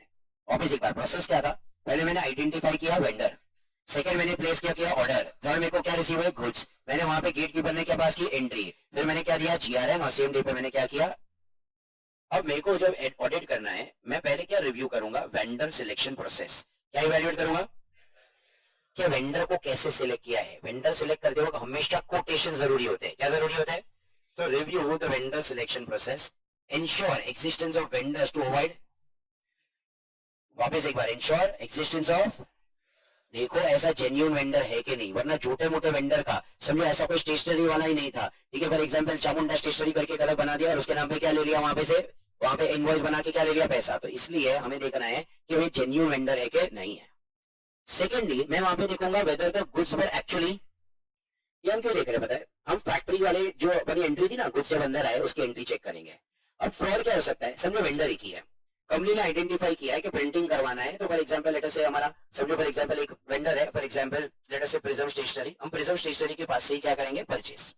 अब हम प्रिज्म स्टेशनरी के साथ क्या फ्रॉड कर सकता है यहाँ का अकाउंटेंट, वो उसको बोलेगा एक काम कर, तू प्रिंटिंग मत कर, तू प्रिंटिंग का बिल भेज दे 5 लाख का, हम पेमेंट करवा देंगे, तेरे को कुछ प्रिंटिंग करने की जरूरत नहीं है, आधा पैसा तेरा आधा पैसा मेरा। तो इस तरीके का फ्रॉड हो सकता है। इसलिए हम देखेंगे अगर जेन्यून वेंडर से भी आया तो हमारे गेट कीपर ने एंट्री की है कि नहीं, अगर गेट कीपर ने एंट्री नहीं की है मतलब गुड्स आए ही नहीं थे, तो जो बिल आया था वो बिल क्या है, फिटिशियस। तीसरा हम वहां पे क्या चेक करेंगे, क्वालिटी, क्या चेक करेंगे। फोर्थ हम वहां पे सामने वाले को क्या दे देंगे, गुड्स रिसीव नोट, चेक करो कि जो भी परचेज था was approved by the delegation of an authority, मतलब जो भी परचेज था वो अप्रूव था कि नहीं। नेक्स्ट मेरे को वेरीफाई करना पड़ेगा कि जो स्टॉक्स है उसे क्या कर दिया गया है, अपडेट, क्या कर दिया गया उसको। फिर मैं क्या परफॉर्म करूंगा, cut off procedure, cut off procedure मतलब जो ट्रांजैक्शन जिस साल में रिकॉर्ड होना था वहीं पे। अब गुड्स इन ट्रांजिट जो है, मेरे को गुड्स इन ट्रांजिट के लिए देखना पड़ेगा कि सामने वाले के साथ हमारा वहां पे क्या कॉन्ट्रैक्ट हुआ है। फॉर एग्जाम्पल मेरा अग्रीमेंट क्या है, समझो मैं जब गुड्स मंगवा रहा था, क्या नाम है, अमित के पास से गुड्स मंगवा रहा था, लेटर से अमित जर्मनी में, अब मैं उसके पास से जब गुड्स मंगवा रहा था, हमारा डील ये हुआ था, अमित बोला सर मैंने शिप के ऊपर गुड्स डाल दिए, फिर मेरी जिम्मेदारी खत्म, उसके बाद सारी जिम्मेदारी किसकी, आपकी। तो अब गुड्स जो ट्रांजिट में है, क्या गुड्स जो क्या है, ये किसके है, मेरे है, क्योंकि उसने क्या बोला था, सर मैंने शिप पे गुड्स डाले तब तक मेरी जिम्मेदारी, तो जैसे उसने गुड्स शिप पे डाल दिया जिसके रिवॉर्ड क्या हो गए, ट्रांसफर, तो जो स्टॉक इन ट्रांजिट है वो भी मेरे ही स्टॉक में दिखेगा, वो मेरे ही परचेज में दिखेगा। भाई मैंने बोला था नहीं भाई मेरे गुड्स मेरे गोडाउन में पहुंचे तब तक तेरी जिम्मेदारी, तो जो गुड्स इन ट्रांजिट है वो मेरे परचेज में दिखेगा क्या नहीं दिखेगा। तो यूजुअली जब हम इंपोर्ट करते हैं हमारे अलग अलग कॉन्ट्रैक्ट्स बनते हैं, देखना पड़ेगा कि भाई सामने वाले के साथ क्या अग्रीमेंट बना है। लास्ट डी में चाहिए तो सामने वाले के पास से क्या ले लूंगा, रिटर्न रिप्रेजेंटेशन, क्या ले लूंगा मैं, कि जो भी परचेजेस है उसे बराबर से क्या कर दिया गया है, रिकॉर्ड। ठीक है, तो ये हमारे क्या हो गए 9 पॉइंट्स, किसके बारे में थे, ये परचेज। नेक्स्ट आंसर क्या है, employee benefit expenses. In my opinion easiest answer, पर स्टूडेंट्स इसको छोड़ देते हैं जस्ट बिकॉज उनको AS15 डिफिकल्ट लगता है। ठीक है, AS15 चीजें नहीं समझती तो पब्लिक एम्प्लॉय बेनिफिट नाम से ही डर के वहां पे छोड़ देता है। एम्प्लॉय बेनिफिट एक्सपेंसेस हमारे लिए मतलब क्या है, जो लोगों की सैलरी और सब दिया गया है वो हमारे लिए बेनिफिट, एम्प्लॉय बेनिफिट एक्सपेंसेस है। और फॉर एग्जाम्पल एक क्वेश्चन का आंसर दो पहले, यहाँ पे देखो बेसिक पे कितना है 132, पहले साल में बेसिक 168 था, अब यहाँ पे नए ज्वाइनिंग कितने आए 1931, छोड़ के कितने गए, अब एम्प्लॉइज कम हो गए, फिर भी अगर पहले साल के कंपैरिजन देखोगे तो ये साल का नेट पेमेंट ज्यादा गया, तो कुछ जोर लग रहा है क्या नहीं लग रहा है, आगे ना, पर जरूरी है फ्रॉड होगा ही होगा। हो सकता है ये साल हमने क्या पे किया रहेगा, बोनस, या अगर सर कोई एम्प्लॉइज रिटायरमेंट होके गए तो उनका फुल एंड फाइनल सेटलमेंट पे किया रहेगा। सो यहाँ पे there is a corresponding decrease in the basic pay against the net decrease in the number of employees, but there is a net increase in the net payment despite the payment and the employees count. So is there a sign of fraud? Not necessarily. There can be a greater bonus paid during the year. और या तो ये sir FNF, मतलब FNF क्या होता है, full and final settlements क्या हुए रहेंगे ज्यादा। अब मेरे को ऑडिट करते वक्त वहां पे क्या देखना है, बहुत सिंपल चीज है, पहले तो मैं अटेंडेंस प्रोसेस देखना चाहूंगा, क्योंकि जो हमारे वेजेस सैलरी पे की जाती है everything is based on attendance, अगर अटेंडेंस ही नहीं था तो उसको वेजेस पे वहां पे वेजेस और सैलरी मिलनी चाहिए नहीं, तो मैं अंडरस्टैंड करना चाहूंगा अटेंडेंस प्रोसेस। तो मैं खुद क्या करूंगा, जो उनका एंट्री गेट होगा फैक्ट्री का वहां पे खुद चले जाऊंगा ये देखने के लिए कि अटेंडेंस का प्रोसेस क्या होता है। मैं दूसरा खुद से काउंट करूंगा नंबर ऑफ वर्कर्स कितने हैं, तो मैं वहां पे खड़े रहूंगा नंबर ऑफ वर्कर्स काउंट करने के लिए। तो मंथली हेड काउंट मेरा आया 580, कितना आया। अब मैं क्या करूंगा, एक्चुअल का जो रिपोर्ट बना रहेगा ग्रेचुटी के लिए, ESIC और सब के लिए, उसमें लिखूंगा उसमें कितने नंबर ऑफ एम्प्लॉइज है, उसमें भी 580 है तो वेरी गुड, मुझे एविडेंस मिल गया नंबर ऑफ एम्प्लॉइज सही है। अब मेरे को मंथली हेड काउंट 580 हो रहा है, मैं खुद गिन रहा हूँ और वहां पे एक्चुअली के रिपोर्ट में लिखा हुआ 650, मेरे को समझ जाएगा यहाँ पे कुछ तो भी गड़बड़ है। फिर बाद में मैं देखूंगा जो भी फुल एंड फाइनल सेटलमेंट हुआ है उसको मैं टेस्ट चेक बेसिस के ऊपर चेक करूंगा कि अमाउंट बराबर है कि नहीं। फिर मैं एक मंथली एवरेज निकालूंगा कि ऑन एन एवरेज हम मंथली सैलरी कितने पे करते हैं, 8 करोड़। अचानक से एक महीने 12 करोड़ दिखा तो एक बार शायद शक होगा, हो सकता है वो महीने अपने बोनस पे किया हो, या हो सकता है उस महीने फुल एंड फाइनल सेटलमेंट ज्यादा हो, पर एक बार के लिए वेरिएशन दिखा तो मेरे को उसे चेक करना जरूरी है कि ये डिफरेंस क्यों है। अब पीएफ ईएसआईसी जहां पे पे करते हैं, मैं क्या करूंगा, देखूंगा हमारा नॉर्मल बेसिक पे कितना है, उसके ऊपर पीएफ और ईएसआईसी का परसेंटेज अप्लाई करूंगा, और उसको मैं चेक करूंगा कि उतना ही पीएफ और ईएसआईसी गया है कि नहीं, तो मेरे को एक एविडेंस मिल जाएगा कि वो सही है कि नहीं। फिर उसके बाद verify the accrual provision made for all employ benefit expenses like bonus gratuity, है तुमने एस 15 में सीखा रहेगा कि इसका हमें क्या क्रिएट करना पड़ेगा एवरी ईयर, प्रोविजन। तो हमें देखना है कि एक्चुअल के रिपोर्ट के बेसिस के ऊपर हम लोग ने जो भी हमारे एम्प्लॉय बेनिफिट एक्सपेंसेस है वो सारी चीज के लिए क्या क्रिएट की हुई है, प्रोविजन। क्या क्रिएट की हुई है? सो ये हमारा आंसर क्या हो गया, एम्प्लॉय बेनिफिट एक्सपेंसेस। क्या हो गया हमारा ये? क्या समझा सबको? ये one of the most basic and the easiest answer. अब यहाँ पे आईसीआई को पता है कि पब्लिक एएस 15 के नाम से इसको डरता है, इसलिए उन्होंने इसको 2-3 बार पूछा हुआ है, पर लेकिन मेरे को नहीं लगता इससे आसान कोई आंसर हो सकता है, और एएस 15 से रिलेवेंट कोई ज्यादा पॉइंट्स भी नहीं है। तो ये हमारा क्या हो गया, employee benefit expenses. Now depreciation and amortisation की अगर हम बात करें तो डेप्रिसिएशन में we should understand the entity's process of charging depreciation. अब हर एक कंपनी का प्रोसेस ऑफ चार्जिंग डेप्रिसिएशन क्या होगा, अलग अलग मेथड्स होती है, तुमने फाउंडेशन में पढ़ा है। फिर उसके बाद मैं क्या देखूंगा, एक फिक्स्ड एसेट रजिस्टर, क्या देखूंगा मैं, and list of all addition and deletion with approval. देखो अगर मेरा फिक्स्ड एसेट ही गलत है तो मेरा डेप्रिसिएशन भी क्या होगा, गलत। तो मैं एसेट का फिक्स्ड एसेट रजिस्टर देख रहा हूँ कि क्या एडिशन हुआ है, क्या डिलीशन है, क्या फिक्स्ड एसेट रजिस्टर के अंदर एंट्रीज बराबर से रिकॉर्ड किया है कि नहीं। फिर मैं खुद फिजिकली जाके क्या वेरीफाई करूंगा, fixed asset, specially those material value to mitigate the risk of fake asset being capitalised. तो मैं यहाँ पे फिक्स्ड एसेट को फिजिकली वेरीफाई कर रहा हूँ, ये देखने के लिए कोई झूठे मोटे एसेट तो नहीं है, बिकॉज अगर एसेट ही गलत है तो वापस मेरा डेप्रिसिएशन भी क्या आएगा, गलत। तो अब हम क्या करते हैं पता है, जब भी डेप्रिसिएशन की प्रोसीजर्स होती है हम डेप्रिसिएशन और पीपीई की प्रोसीजर्स कोऑर्डिनेट करके लगाते हैं। बस पीपीई में भी तो मेरे को फिजिकल वेरिफिकेशन करना ही है, तो मैं वहां पे भी तो मेरे को फिक्स्ड एसेट रजिस्टर चेक करना ही है, तो डेप्रिसिएशन और पीपीई की प्रोसीजर्स हमेशा कैसे लगाई जाती है, साथ में। फिर उसके बाद इंश्योर करो that intangible assets like patent, goodwill, copyrights have been amortised over the proportionate period. अब जैसे कि टेंजिबल एसेट को हम डेप्रिसिएट करते हैं, इनटेंजिबल एसेट को हमें क्या करना पड़ेगा, अमोर्टाइज। मेरे को पता है कि फॉर एग्जांपल ये पेटेंट जो है 8 साल का है, तो मैं पेटेंट को कितने साल में अमोर्टाइज करूंगा, 8 साल। अब verify that the depreciation is charge from the date the assets are ready for use. देखो when the asset is put to use से लेना देना नहीं है। देखो थोड़े बहुत बैचेस में पता नहीं एफआईडीसी में क्या सिखाया जाता है, काफी सारे स्टूडेंट्स बोलते हैं डेप्रिसिएशन चार्ज करो when the asset is put to use. Put to use नहीं, हम क्या देखते हैं, व्हेन द एसेट इज, समझो ये एसी इंस्टॉल हो गया, एसी इंस्टॉल हुआ 1 जुलाई को, तो asset is ready to use. क्या एसेट इज, अब तो ये एसी कब चला रहा है उससे अपने को लेना देना है क्या। अब अपने को थोड़ी प्रूफ है कि एसी का बटन कब दबाया, ठीक है, अपने पास ये प्रूफ है कि एसी इंस्टॉल कब हुआ, तो डेप्रिसिएशन कब से चालू होगा, ready for use. Ensure that depreciation on the revalued amount has been properly accounted। तो अगर एसेट को रीवैल्यू किया गया है अपवर्ड या डाउनवर्ड, तो अब जो रीवैल्यूड अमाउंट है उसी के ऊपर क्या चार्ज होगा, depreciation. Verify that the depreciation and amortization have been computed prospectively whenever there is a change in the useful life। तो अगर समझो मेरा यूजफुल लाइफ चेंज होगा तो जो भी नया यूजफुल लाइफ है उसके हिसाब से प्रोस्पेक्टिवली मेरे को क्या करना पड़ेगा, डेप्रिसिएशन या अमोर्टाइजेशन को चेंज। तो ये हमारा क्या हो गया, डेप्रिसिएशन एंड अमोर्टाइजेशन। अब नेक्स्ट हमारा आता है अदर एक्सपेंसेस। क्या आता है हमारे अदर एक्सपेंसेस में, अलग अलग एक्सपेंसेस क्या है, सबसे पहला क्या है, रेंट, सेकंड क्या है, थर्ड क्या है, फिर legal and professional, travel, repairs, maintenance and others. तो टोटल 5 है। तो अब पहला वाला अपन समझते हैं रेंट। अब देखो रेंट में ना मैं देखूंगा एक मंथ वाइज स्केड्यूल ऑब्टेन करूंगा कि ऑन एन एवरेज हर एक महीना रेंट कितना होता है। समझो मेरे को है ना आउट ऑफ 12 मंथ्स, समझो लेट अस से 10 महीने रेंट दिख रहा है कि for example it is 2 lakhs a month, बीच के 2 महीने में दिख रहा है कि rent is 3 lakh a month. ये पॉसिबल होगा क्या, नहीं ना, रेंट तो यूजुअली एवरी मंथ क्या रहेगा, सेम। हाँ अगर ऐसा होगा कि पहले 8 महीने 2 लाख था, फिर उसके बाद 4 महीने कंसिस्टेंट कितना था, 3 लाख, तो हमें समझेगा रेंट इंक्रीज हो गया। पर बीच के 2 महीने ज्यादा है और बाकी के महीने वापस कम हो गया, तो मेरे को समझ जाएगा कि रेंट के अंदर गड़बड़ है। सेकेंड में अग्रीमेंट जो है रेंट का अग्रीमेंट वो ऑब्टेन करूंगा, देखूंगा रेंट अग्रीमेंट में कितना बोला हुआ और यहाँ पे कितना है। फिर बाद में मैं रेंट अग्रीमेंट के साथ कंपेयर करूंगा कि स्केड्यूल क्या है। लेट अस से हर महीने की फिक्स डेट पे हम रेंट पे करते हैं, लेट अस से हर महीने की 10th को, तो मैं उसको पीएनएल के साथ कंपेयर करूंगा कि हर महीने की 10th को वहां पे रेंट दिया गया है कि नहीं। अब इंश्योर करो कि जो भी प्रीमाइसेस है वो किसके लिए, बिजनेस पर्पस के लिए। अब यहाँ ना मुंबई में तो ज्यादा नहीं होता है, बट लेट अस से जो छोटे छोटे स्टेट्स होते हैं जहाँ पे ना रो हाउसेज होते हैं, जी अपने इधर बड़े बड़े कमर्शियल कॉम्प्लेक्सेस हो गए, पर अभी भी बहुत सारी जगह पे ना वो बंगलो सिस्टम होता है, रो हाउसेस।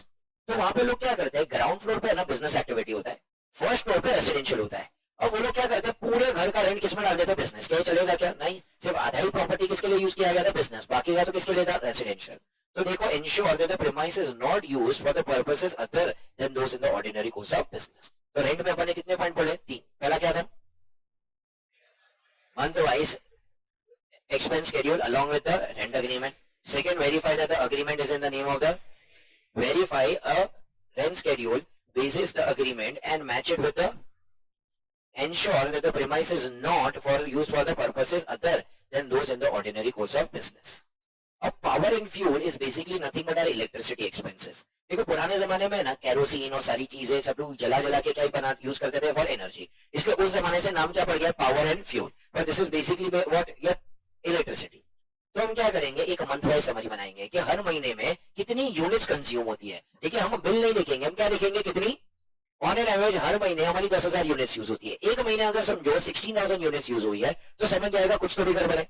या तो मैं क्या करूंगा? उसको कंपेयर करूंगा कंजम्पशन के साथ, मतलब कितना हमारा प्रोडक्शन हो रहा है. फॉर एग्जाम्पल लेटर से हम जब 1,000 शर्ट्स बनाते हैं, हमारा 1,000 शर्ट बनाने के लिए 3,000 यूनिट्स यूज होता है. तो अगर मैं 10,000 शर्ट बना रहा हूं तो कितना यूनिट्स यूज होना चाहिए? और अगर समझो यहाँ पे दिख रहा है 44,000 यूनिट्स यूज हुआ है, मेरे को समझ जाएगा यहाँ पे कुछ तो भी गड़बड़ है. जो भी यूनिट्स हम कंज्यूम करते हैं उसको मैं रेट पर यूनिट के साथ मल्टीप्लाई करूंगा. लेट अस हम 10,000 यूनिट्स यूज कर रहे हैं, रेट पर यूनिट इज 10, तो बिल कितना आना चाहिए? 1 लाख. अगर बिल वापस कुछ और अमाउंट का है तो मेरे को समझ जाएगा कुछ तो भी गड़बड़ है. तो रीड करो, पहला वाला पॉइंट क्या था? कंपाइलर. सेकंड, रिकैलकुलेट में क्या करेंगे? Units consume in the rate per unit, तो हमें क्या मिलेगा? Expenses for the. फिर link the units consume to the and reasons for major variations if any. अब next I will obtain a summary of insurance policy. अब insurance में मैं सबसे पहले क्या देखूंगा? Validity period. देखो ना, इंश्योरेंस में हमेशा वहां पे क्या होगा पता है? प्रीपेड. देखो, इंश्योरेंस क्या कभी भी मैं एग्जैक्टली 1 अप्रैल को लूंगा क्या? नहीं. जैसे मैंने इंश्योरेंस 1 अक्टूबर को लिया, समझो इंश्योरेंस है कि जो प्रीमियम था 1,20,000 है, 6 महीने का 60,000 ये साल में जाएगा, बाकी का 60,000 किधर जाना चाहिए? प्रीपेड में. सब कुछ ये साल में आना चाहिए क्या? नहीं. So verify if the classification between prepaid expenses and expenses for the period is correctly done. तो इंश्योरेंस में क्या बोला? पहले अपन ने obtain a summary of taken along with your verify if the classification between the prepaid expenses and expenses of the period is correct. अब legal and professional expenses, तो मैं consultant wise summary बनाऊंगा. Let us हमारे जितने भी consultant है, let us Ramesh है, सुरेश है, कमलेश है, तो मैं कंसल्टेंट वाइज समरी बनवाऊंगा. अब मैं देखूंगा कि भाई कौन सी टाइप की सर्विसेज हम लोग ने ये कंसल्टेंट से ली है. देखो, हमेशा है ना, लीगल एंड प्रोफेशनल एक्सपेंसेस जरूरी नहीं हमारे ऊपर केस चल रहा है. समझो मैंने किसी के साथ कॉन्ट्रैक्ट बनाया, मैंने किसी के साथ कोई अग्रीमेंट किया, तो अग्रीमेंट ड्राफ्ट करने के, कॉन्ट्रैक्ट बनाने के लिए भी हम काफी बार किसको पे करते हैं? एडवोकेट्स को. तो understand the nature of it. Can be administrative like drafting of, और something crucial as advocate fees.